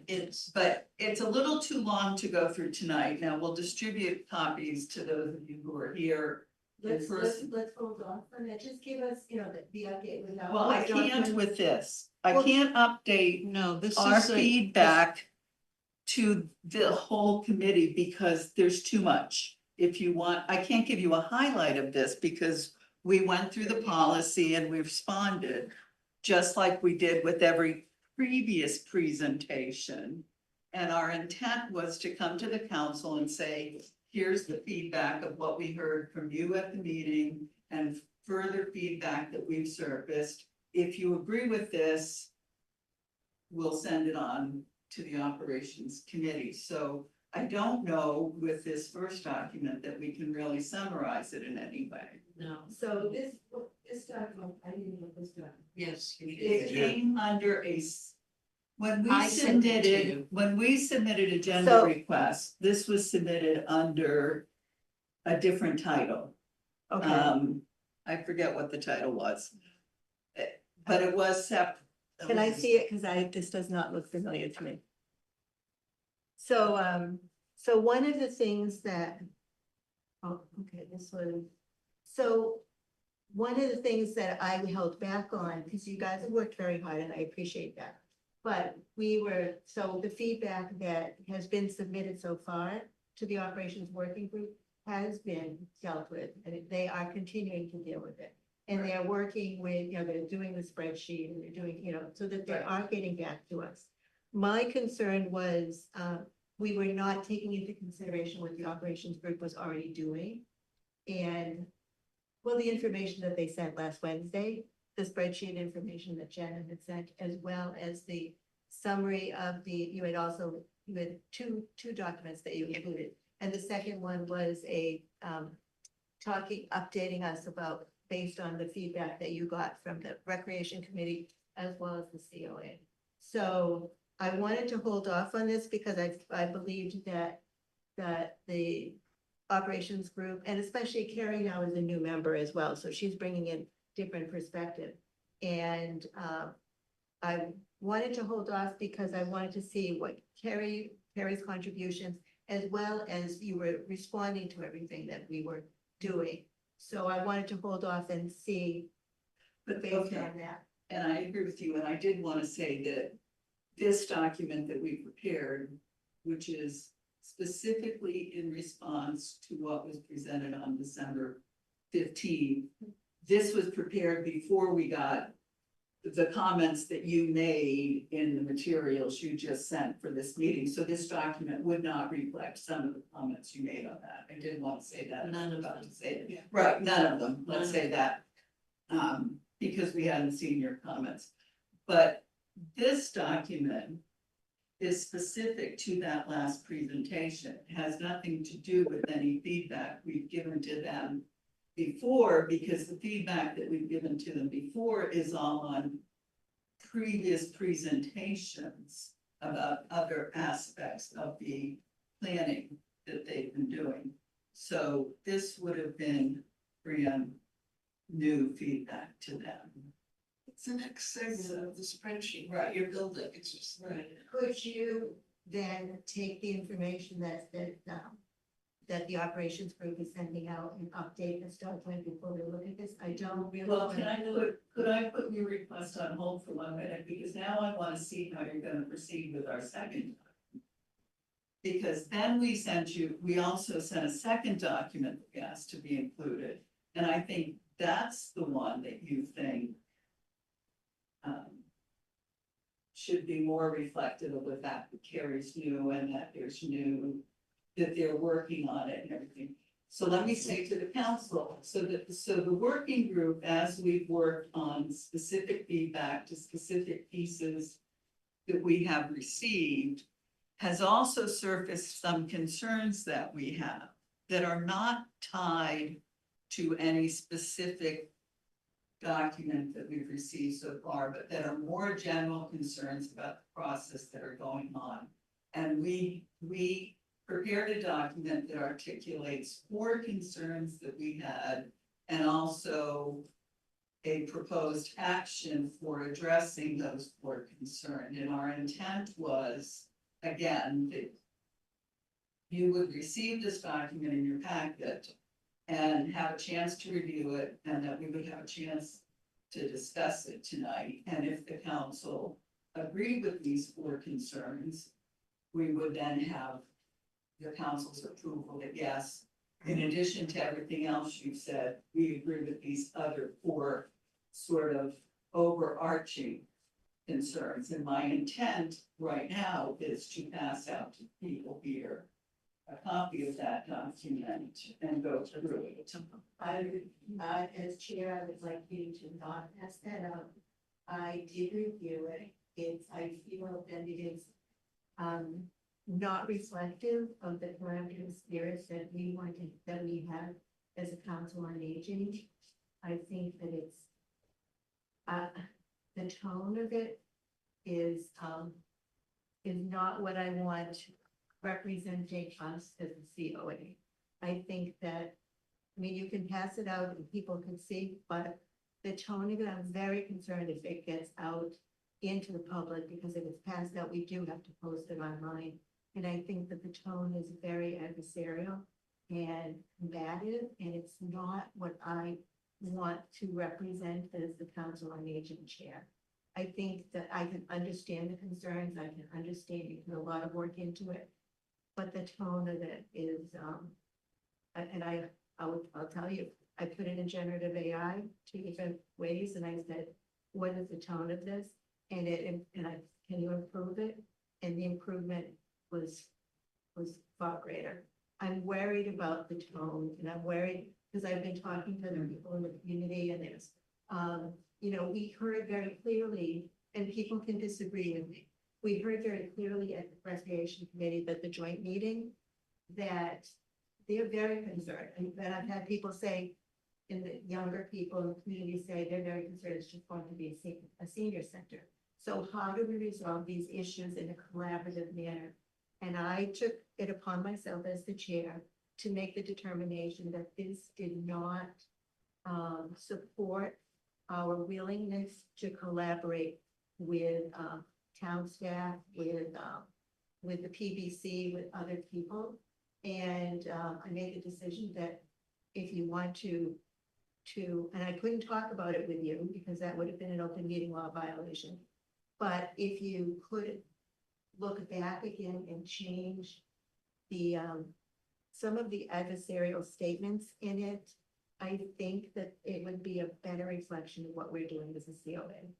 I think it was like, there's, there's good information there, but the way that it was addressed. And especially some of the things were demands. And I don't think that that is our role as a COA to make demands. And Ron, you're on the committee too, and I'm sorry, we can't really make demands. We can, we can, Jenna is responding to things that we've done. And we've seen that PBC is responding. So I think that we need to acknowledge things that have been worked out and continue to work in a very collaborative way. I think the joint meeting that we had with the Recreation Committee was an opportunity for us to be collaborative. And so they heard our concerns, we heard theirs. And I felt that that document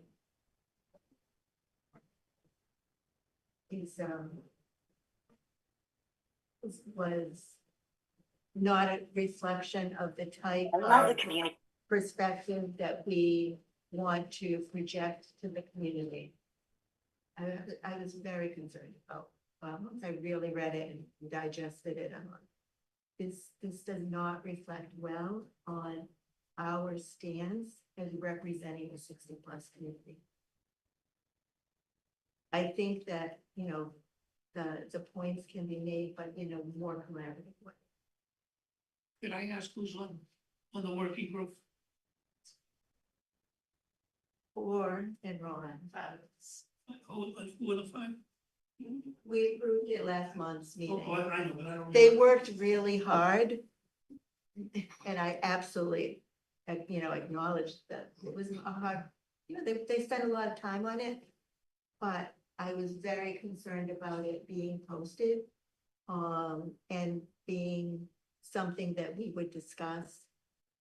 And, that it would be out in the community because not every, I think we just need to present a more collaborative, and I was, I've been talking with Carrie too, so, you're bringing a new perspective as well. And I think giving Carrie the opportunity to be a working member in the operations working group, I just didn't think that that reflected well on what we are trying to do as a COA.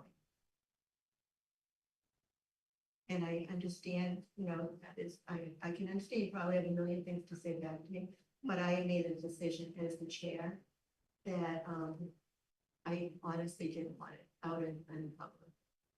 Because I really feel like it reflects a combative, confrontational perspective that is not representative of who we are as a COA.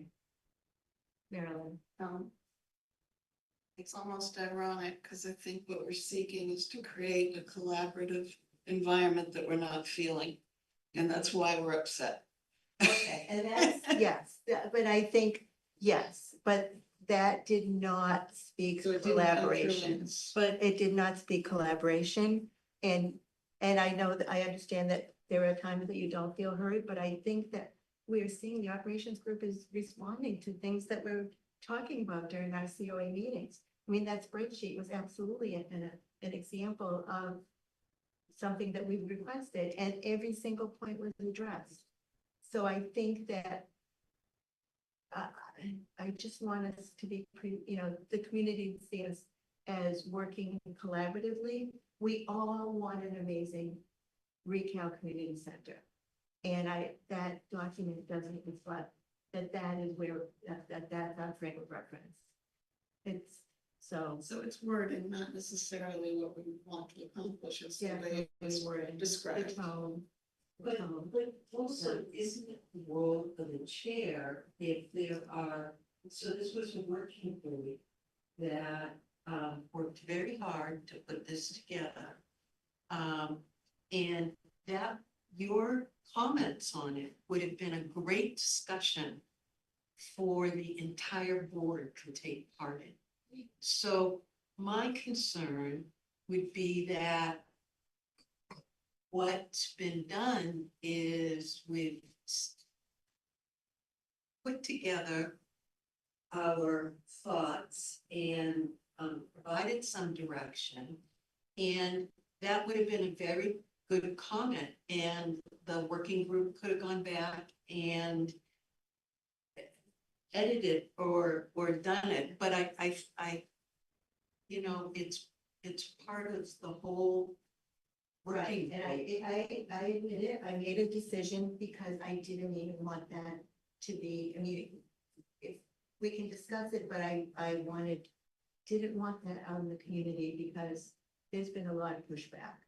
And I thought that that would not be a document that the COA really wants out there, because there is pushback from the community in terms of they're concerned about, because of their concerns. Community does have concerns as well, and that document does not speak collaboration and compromise. What we do need. Jean was next. Sorry, is Jean next? I can understand where you're coming from. Could you talk up a little louder, please? I said I can understand where the chair is Thank you. coming from and her comments. But a working group was put together for a specific purpose. The goal of this new build is for senior center retail. I think part of the problem here is that the COA, some of us, including myself, wish we had been included in various meetings for administration, etc. It seemed after the design workshop, we were just cut right off. And I feel the COA members had to constantly ask what's going on, what's going on. So that I think this is one of the purposes of this working group, is to bring forth, whether they're from the past concerns or the present concerns, to put them on paper and let those know. And when I say those know, if it's the general public, fine. But we're here to advocate for the elderly. And there are a lot of things in a new build, and I think it's going to be fabulous for the whole town. But we do have concerns that we're not the 60+ community, or the 70+, or the 80 and the 90 are not forgotten in the programming and the youth.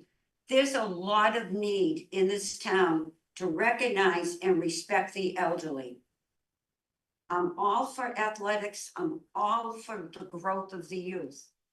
But we have adults, elderly people that have contributed to this town. So I'm sorry if the wording is not the way it should be, but I think we should address this as a working group, working very hard to communicate our needs, that it be discussed.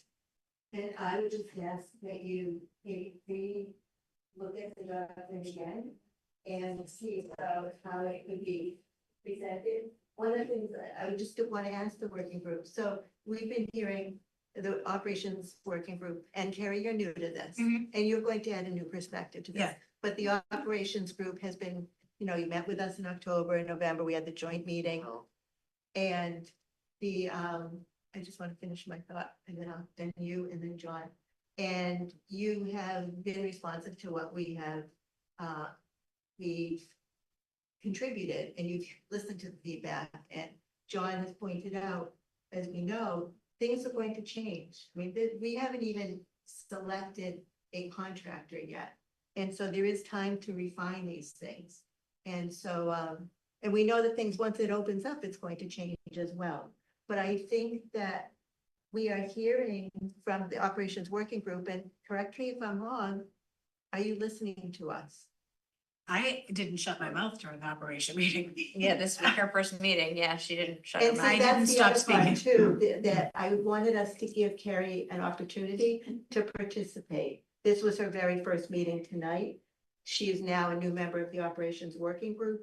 So I wanted to give that, that reality time to, take impact and effect as well. And I didn't want to overwhelm her too with her first meeting. Yes, John, So, I sorry. haven't seen that document, I don't know what's in it, but the issue seems to be not what you're saying, but how you're saying it. Yeah. So maybe it's gotta be presented in a different way. Yeah. Also, like, Oh, is there, I think the scope of the working group was to respond to, you know, the direct programming policy or the direct draft membership packet, not specifically give lists of concerns and demands to staff and like that.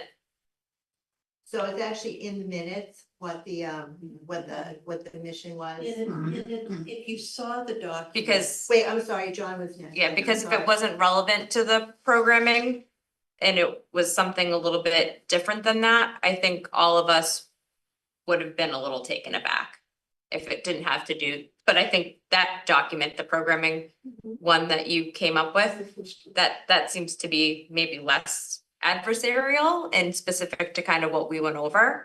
So not necessarily saying like you should or shouldn't do something, but you know, staff might have been a little bit taken aback if it didn't have something to do with like what was presented and something a little bit on the base. John. It's very frustrating sitting here listening. You know, John, myself, the three members online. Basically, we have no idea what you're talking about. We haven't seen the document. We pretty much understand what you're saying, but we, you know, we can't totally relate to it because you've read it and we haven't. So are you sure that if this if this was passed out, it would have to be posted? Yes. Oh, yes. Mhm. Yeah. Are you sure? Anybody? But it's not I think the fact that we're talking about it being said it's a public document and anybody can request it. Yeah, So, I mean, we're talking about two documents. No. They're not published as part of an agenda and. Sarah. So As you can all guess, we've got some deep concerns that. I didn't think I finished. oh, I'm sorry, you stopped. Are you gonna did call me a stop. grump again? No, not now. I thought I was the curmudgeon. I didn't know I was the grump too. Then I would like to make a motion to table this discussion until the next meeting. That I won't second advance it. us any. Okay. So you, I, okay, Yeah, John seconded it. any? Yes, I further would just discussion? like to say that I'm concerned with the motion to table this discussion till the next meeting, and Ron, you might be able to help me think this through. Then means we still can't give you this document or a revised version because you haven't even seen this one, so the conversation right now is about this one, so we couldn't clean it up and revise it if we table it till the next. Oh, yes, you I think. What? How can we talk about it if we haven't seen it? Well, That's exactly. my problem. I think that what the working group is saying that we'd like to release it so that you can see it. That doesn't necessarily mean that it reflects what the Council on Aging Right. agrees to. It's just a work that they've done and the So, council as a whole can respond to it. yes, Well, I Mary. guess I can do some good emotion on the floor. I don't know if this pertains. Well, you can talk about the motion. I know, I'm thinking about it. But no, she was No, thinking it's- about something else, I think. I'm thinking about routes of how we can Right. proceed, because we have, I mean, it's 5 people out of 12 have deep concerns on the council, so we need a way to be able, as a council as a whole, to talk about them. And being afraid that someone else is gonna be upset by it. You know, we're upset by what some of the things we're hearing. I mean, we need a path. I don't know if it's an executive meeting we need. You like that idea? We could have an executive meeting. I can't do a motion until we finish yours. The motion on the floor. Yeah, So- I can make a motion. So the motion is to table the discussion until the next meeting. After hearing some of this, after what Kay pointed out, I'll rescind the motion. Okay. Because she I think pointed that's out helpful, that just they 'cause I'm can't not revise sure. it, we'd still be talking about this thing we've been talking about since. Hey, does everybody know that the game to decide who the Patriots are playing is on right now? I know. It's just. Rosemary has her hand. Rosemary? Okay. Yes, Rosemary? You're on mute.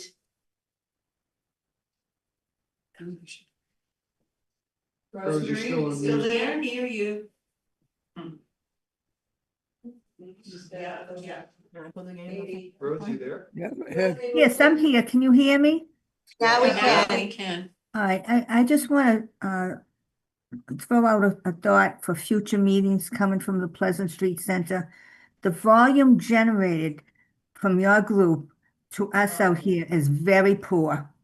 So I don't know if you need a microphone or you have to have some sort of technical adjustment, but I miss most of this meeting because we can't hear you. And somebody else made a comment about speaking louder just a little earlier, so it must be across the board that we cannot hear you properly when we're not attending the meeting in person. We will try to speak up more clearly. But I think something has to be done technically to generate a larger volume. Yeah, we can reach out to IT about that and, we move could the always meetings. move to a different room at the town hall. Yeah, I make a motion that we schedule as soon as possible, within a week if possible, an executive session, special meeting for just the council to inform people what we're concerned about and to talk about what the council wants. Madam Chair. There's already a motion on the floor. Let's. No, let's he do that. rescinded He his rescinded motion. it. What is it? John rescinded. He took back his motion. I'm sorry. Yes. Madam Chair. Sensible over here to my left. Excuse me, John. There are specific reasons to do executive session that are allowed under the law. I'm not sure this is one of them, but we can check tomorrow. Okay. If you're amenable to that. When you said executive meeting. Yeah. Because executive session is a specific thing. I thought you meant sort of like a meeting with staff or, the working group could meet with myself and Jenna and Carrie. And with maybe the chair and the vice chair. Well, responding to the concern Yeah. that we don't want to get this out if it doesn't reflect the council. Understood. All I'm saying is we need a way for the council to talk about some of these issues. And just as we are your staff, staff isn't part of the council. No, completely. Well, when you said executive meeting, that's kind of where my mind went. Okay. So executive session has very specific rules that allow executive session under the law, things like litigation, things like labor negotiations, et cetera. And I don't know that this particular item would fall under an executive session. So we can double check that tomorrow for sure with the town clerk and get back through the chair. But I would say that's, my guess is it's probably not. A quick Google search of mass law, it doesn't follow. It was a good try though, wasn't it? No, it was. I like where you were going with that, Marilyn. I understand Can better I ask- now. I think it's a great idea with the staff.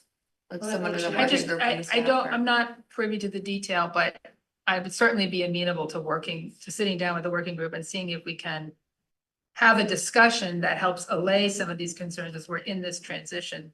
And then you could refine whatever it is you want to bring forward. Yeah, especially, In yeah. Can the I just interim. say, though, Yeah, of course. the problem for me with that view is that, and this is what we were trying to bring forward, is this is the concern of the working group of 5 individuals. Yes, ma'am. We don't know how the rest of the council feels or would feel after hearing our concerns Sure. until we ask the council that. So for the working group just to meet, I think is a skewed perspective again. Yes.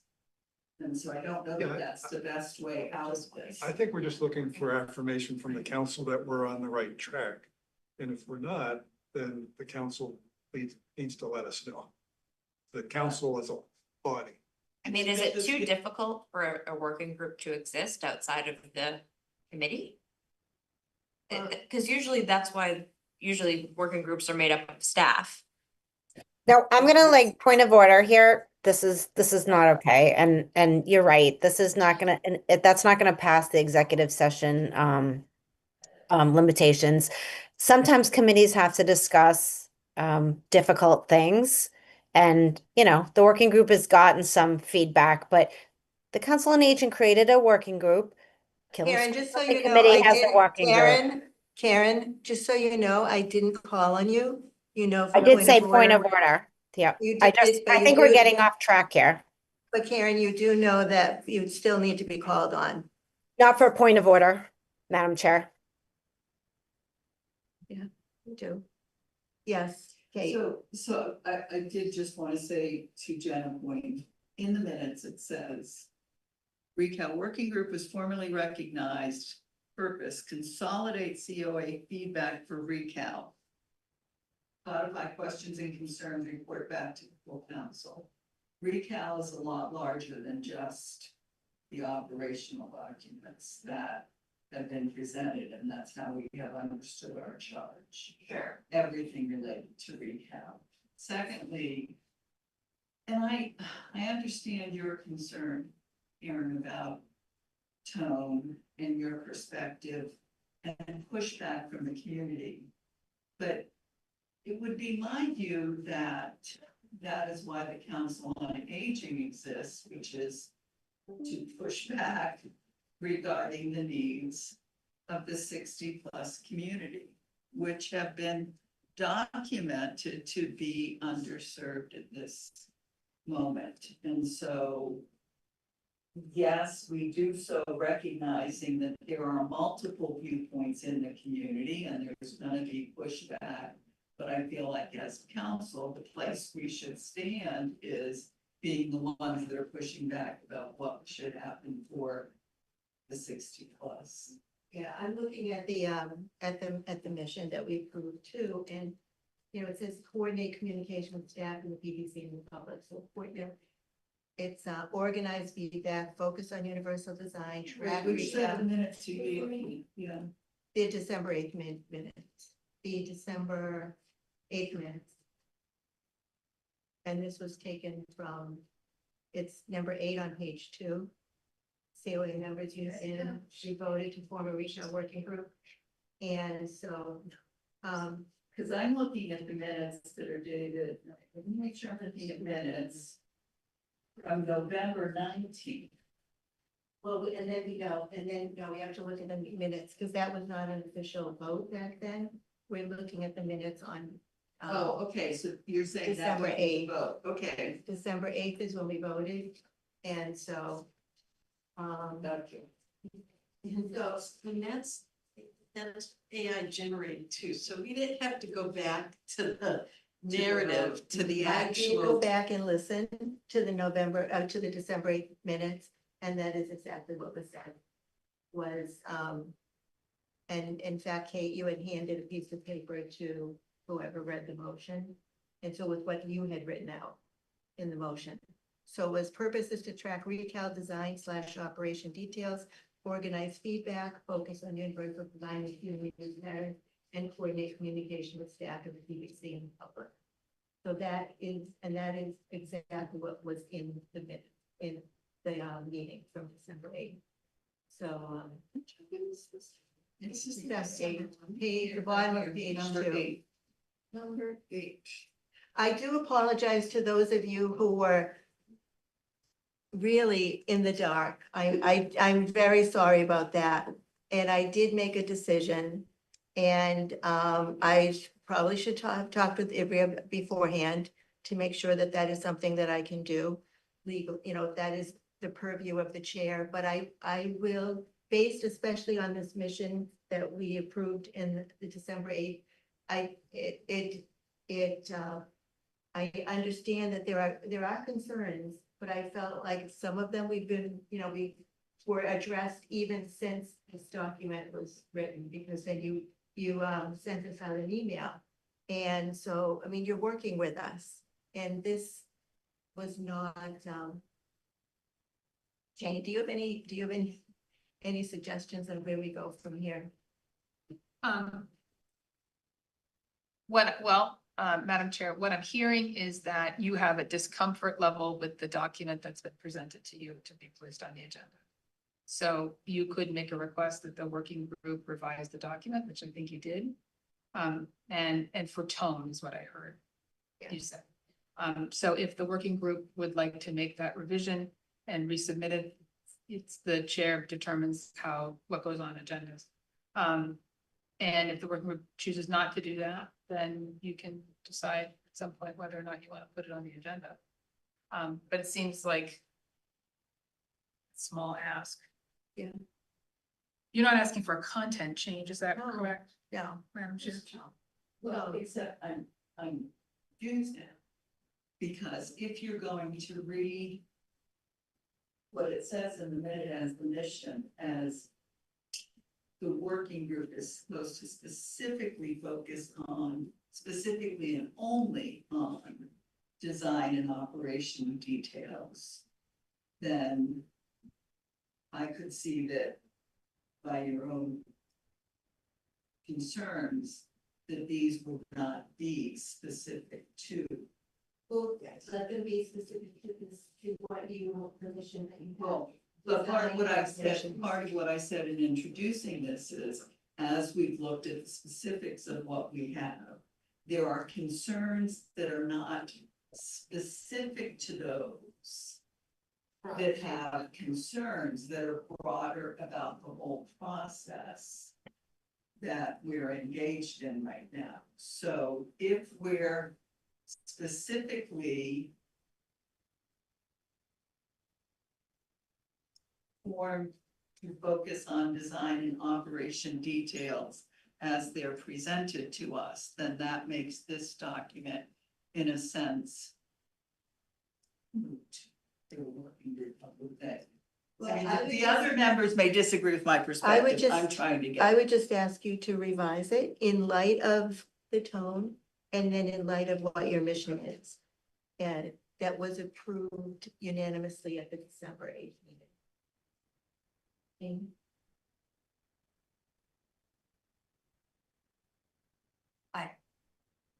The purpose of the document, the presentation, was to get the opinion of a majority of the council. So by you saying no, they don't even know what's in it. Right? So what is the purpose of the working group then? I would just ask you for the next meeting to revise it and to, look at what the specific mission that we gave you. And But in our sense, this is what the mission was or is. Well, no, I'm sorry. Go ahead. I think what Karen's saying is there's 2 points there. Is this within our mission? Which that's debatable, and we could have that debate if we rewrite it in a more acceptable manner. Then we could provide it to the council for feedback, and the council could say, well, you know what, we don't think that's within this mission, or whatever. So I think there are 2 points there. so I am asking you. And then we can. Yes, John. All right, I make a motion to pass on a copy of the document to everyone and we table it till next meeting. So everyone has a chance to read it, make their own opinion about it and talk about it then. Because I haven't seen it, John hasn't seen it. I don't know who else hasn't seen it, but Anybody on I the? don't know anybody up there hasn't seen it. And they won't get it tonight either, because it's. So let's just do something instead of talking about it, because I'm just wasting time right here, I think. So, yes, is there wait, first of all, is there a second to John's motion to pass out the document? I second it. Thank you, Rosemary. Any discussion about that? Yes, John. To me, it's very, very difficult. I really believe when you set up a working group or any type of a group, you've got to let them do their thing. You can't constantly be micromanaging. But by the same token, Karen has spoken very cogently about this whole thing, and she obviously, she's an intelligent person. She's picked up a lot of points in there. So to me, the whole thing is terribly confusing. I don't think a special meeting will help unless we've got something that's different, because a special meeting is just. the So any other comments on the Yes. motion? Yes. I would like to say, while I appreciate John's motion is intended to move us along. You clearly have deep concerns and, wait, what did you just say? You don't think you have anything to talk about? Actually, we do. I guess this is discussion. I would see a constructive process would be for us to take a look at it.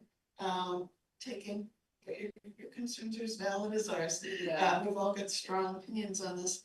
But we don't want this to drag on for months. It's important and it needs to get dealt with now. As soon as possible. So I would ask for a special meeting, going back to that.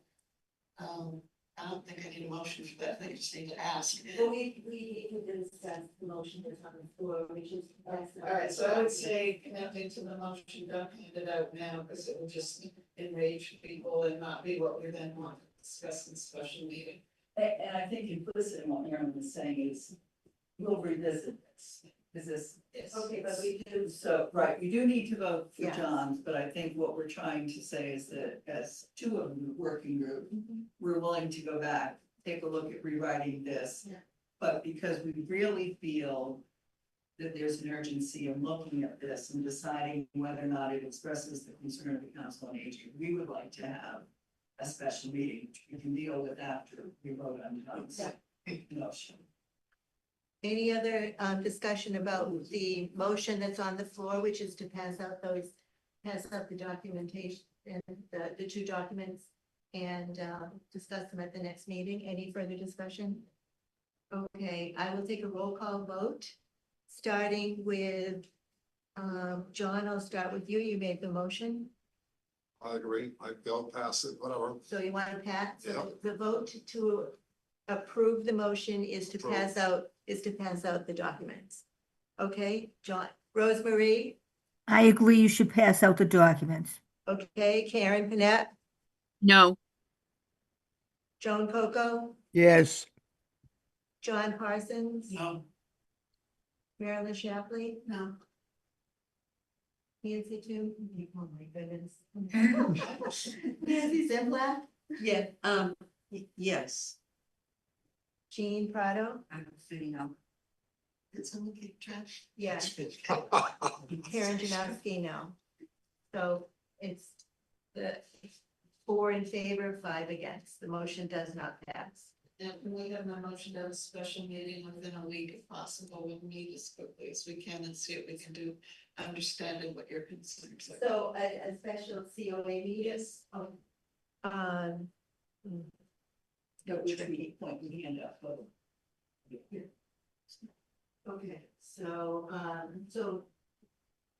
I don't know if we need a motion, we can just. I don't think we do, No. according to the guidelines, we just need to ask for it. Because this is, there's so many unknowns and we do want to resolve this, the idea is that people would like to meet next week. You think that gives you enough time? We'll make it, if you get a date, we'll make sure we give you the documents. So next Monday is a holiday, but Tuesday night, Tuesday night can work. Tuesday or Wednesday night, that work. That the week of the 26th. That's why, yes. Okay, the worker. Yes, you do. Next week's fine. How does the 20th work for people? There's just no room, the great room is booked on Tuesday, the 20th here. It's wrong. So I just have to look at other rooms to see if they're available at town hall. So, We have met upstairs as well. Yeah, we've met. upstairs. yeah, the tech up there's a little tricky. And it's very. Let me check really quick. There's a library that got a room. Karen, I can't make the 20th. Is that, is But the don't stop if everybody else can. You'll still get the information ahead of time. That's fine. To review. Is the 21st available in this room? Are people available on the 21st?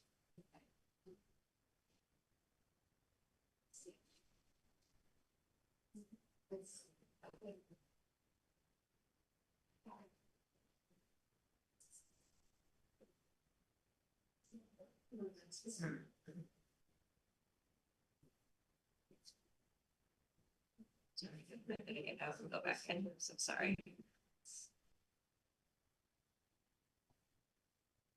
All right, you'll be looking that up, but in the meantime, we do, that's actually a future agenda item anyway, so let's, we can talk about the minutes. You should done a great job on the minutes.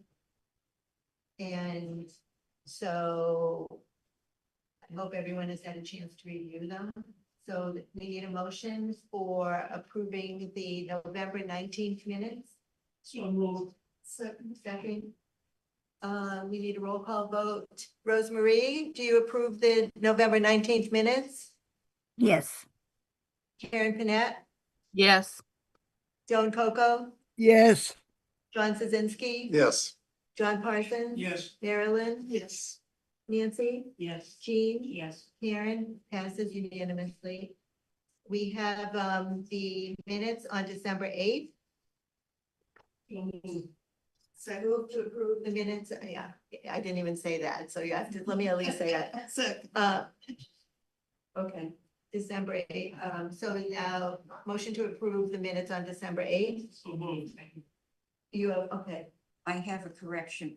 I was in attendance on the 8th. I was via Zoom, okay, so. that just I- needs to be updated.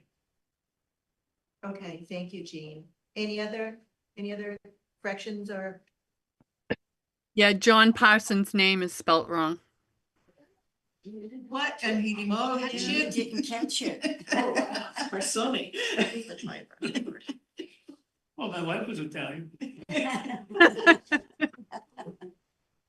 Okay. Roll call vote on the December 8th minutes. Karen Panett, Yes. Rosemarie, Yes. Joan, Yes. John Yes. Szynski, John Parsons. Yes. Marilyn, Yes. Nancy, Yes. Jean, Yes. Karen, yes. Motion passes unanimously. And then we have the joint minutes. Jenna submitted these minutes. The joint meeting of recap of COA and the Recreation Committee. Any, could I have a motion on the December 15th minutes? Some motion. Is there a second? Second. Any changes, yes, Nancy? I read through What, again? the minutes as written by Jenna. And I read through our document, that describes the Council on Aging. And I think that there are some things missing from this. So I would like, my personal opinion is that we should wait until we have our meeting to go over this document that outlines, some of the things, again, to some extent, it's a bit of a tone issue, but. Yeah, So you think that what do you think is missing in the? Some of the comments made at the meeting. We've made a decision not to go over this at this meeting. But we're speaking specifically about the minutes. Yeah. And I just think, I can't talk about them because we can't talk about these at this meeting, so. Let's pretend that you haven't even made that document. Oh, What- no, but I did, and I made the document before we received, or we made the document before we received. So you would like to hold off on? I would just like to hold off until we have our special meeting And then But we can go typically, down. when we vote not to approve minutes, it has to do with, something is missing or something needs to be corrected. I think, yeah, I got some. yeah. I just think what's missing are some of our comments That were made at the meeting. that were made at the meeting. Yeah, it's more of a summary. I didn't put everyone's, I mean, there was a lot of comments. I would have Right, been right, there right. all evening making the comments. But certainly if that's the critique that people want more comments in there, we can go back and put everyone's but we can't do word for word. I mean, that's not something that is feasible in a several hour meeting. Yeah, you have specific points. It's a general thing, much as I'm flattered to be noticed, there's a lot of Marilyn said, and I did, I'm not questioning that, it's just that What a surprise. everyone else, oh, you're gonna get it. Everyone else on the council that Are was there there also specific spoke comments up. missing that you were And talking they're about, not- or? I'm sorry, I'm speaking. I would just ask that the other people be recognized for their contributions as well. I realize you can't have every single one, but it's Marilyn did this and Marilyn, and nobody else, and that just isn't the way it went. So. And to the public, it kind of comes out, well, there's that Marilyn loudmouth again. So I would ask that there be fair representation of the breadth of commentary that went into this. Well, there's still a motion on the table. Do we, who made the motion? You did. The other comment I want to make, Jane, can you help me with this? Because if the rec committee approves them as written, then what happens then if the council on aging makes changes? Can either ask the recreation committee to approve that document, or we could. Parliamentarian tonight. Yeah. We I can used to be debate a that town for an moderator. hour. I beg your pardon? Say in the agenda, we can debate that for an hour. Yeah, Yeah, I mean, or we could make a note that the Council on Aging made some changes and approved a revised document and send it over to Recreation for their information. They could choose to adopt that document, or they might not make any changes. Or they may say, we don't agree with these changes. So, So, yeah, let me get the motion, because I guess, so are you rescinding it and we'll just, I'll rescind it. Okay, and we'll just, yeah.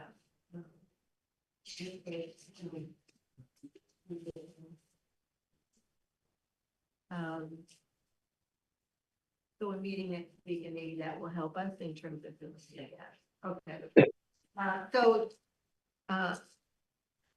Future agenda items, one is that we will have a meeting, it looks like, did you find out? yeah, the 21st looks like 21st. it's okay. Okay. And that works out for everybody, Karen, that works for you as well?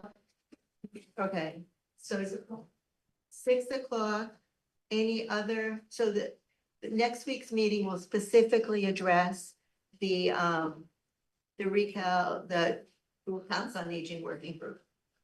That will be the agenda items, okay.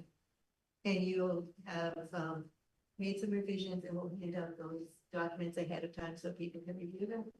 Because does that mean you need them by Friday?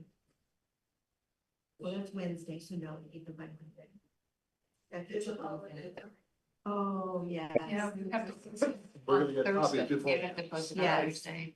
So it needs to be posted By Thursday, but the documents we can send out on But can I get Okay. Monday. a written copy? A handwritten, yes, you'll get a digital copy. Ahead Can of I get a time. written copy, I'm asking? Oh. No, printed Yes, copy, at the meeting. Oh. I'll be. No, you need it ahead of time. You want a printed copy? yes. John, I'll walk one over to you. Whoever wants a Soon printed as- copy, we've got them here. Those one. won't be changed. Right. Those, No, you're not these- changing those, These are not changed. right, so if you want to give them a copy of that. But I can walk one over to you. When we have a final approved one that's going on the agenda, I'll walk one over to John. Okay. I'd like a printed copy too, please. All right, I'll have to drop that. I know where you live, John. Here, John and I mean, I can Oh, print them okay. out too. I mean, I one can of print the them out and things that hand them I've out done at in the the meeting. past is printed out copies and left them here, and then Left people, these things. people That come works. pick it up. All right. Sure. Yeah, all right, we'll let you know. Is there any more specific that you could share with us in terms of what you mean by tone? Even an Look at it. example, this sentence had the wrong tone. So we don't just. I think that's hard for her to do without anybody Oh, else that's right, having the then you document, so. Never mind, never mind. So it's guessing games on both Yeah. sides. Okay. So, Generative AI, did a really nice job. Did it. And what did you ask, Gertrude? What did you ask it? All right. So, any other, so that's our meeting next Wednesday, January 21st, 6 o'clock meeting here. And then we'll meet the second Monday of the month in February. That's not, which is the 9th, not a holiday. Thank you all. I do, thank you. Do appreciate the conversation, the discussion. I appreciate. I appreciate, and I know John, you're very frustrated. So we need a motion to adjourn. Before I make a motion, just let me say, I've been on Zoom many times, and I agree with what Rosemary said. It can be very difficult. So And then I'll make a motion to adjourn. I second it. the one thing before we adjourn, I'm sorry, it is easier to hear, I think, in that upstairs room because it's smaller, but anyway. Roll call vote, let's say Rosemary, Yes. Aaron Panett, Yes. Joan Coco, Yes. John Krasinski. Yes. John Parsons. Yes. Marilyn Shapley. Nancy Zimlak. Yes. Jean Prato. Yes. Karen Janowski, yes. Okay. Yeah.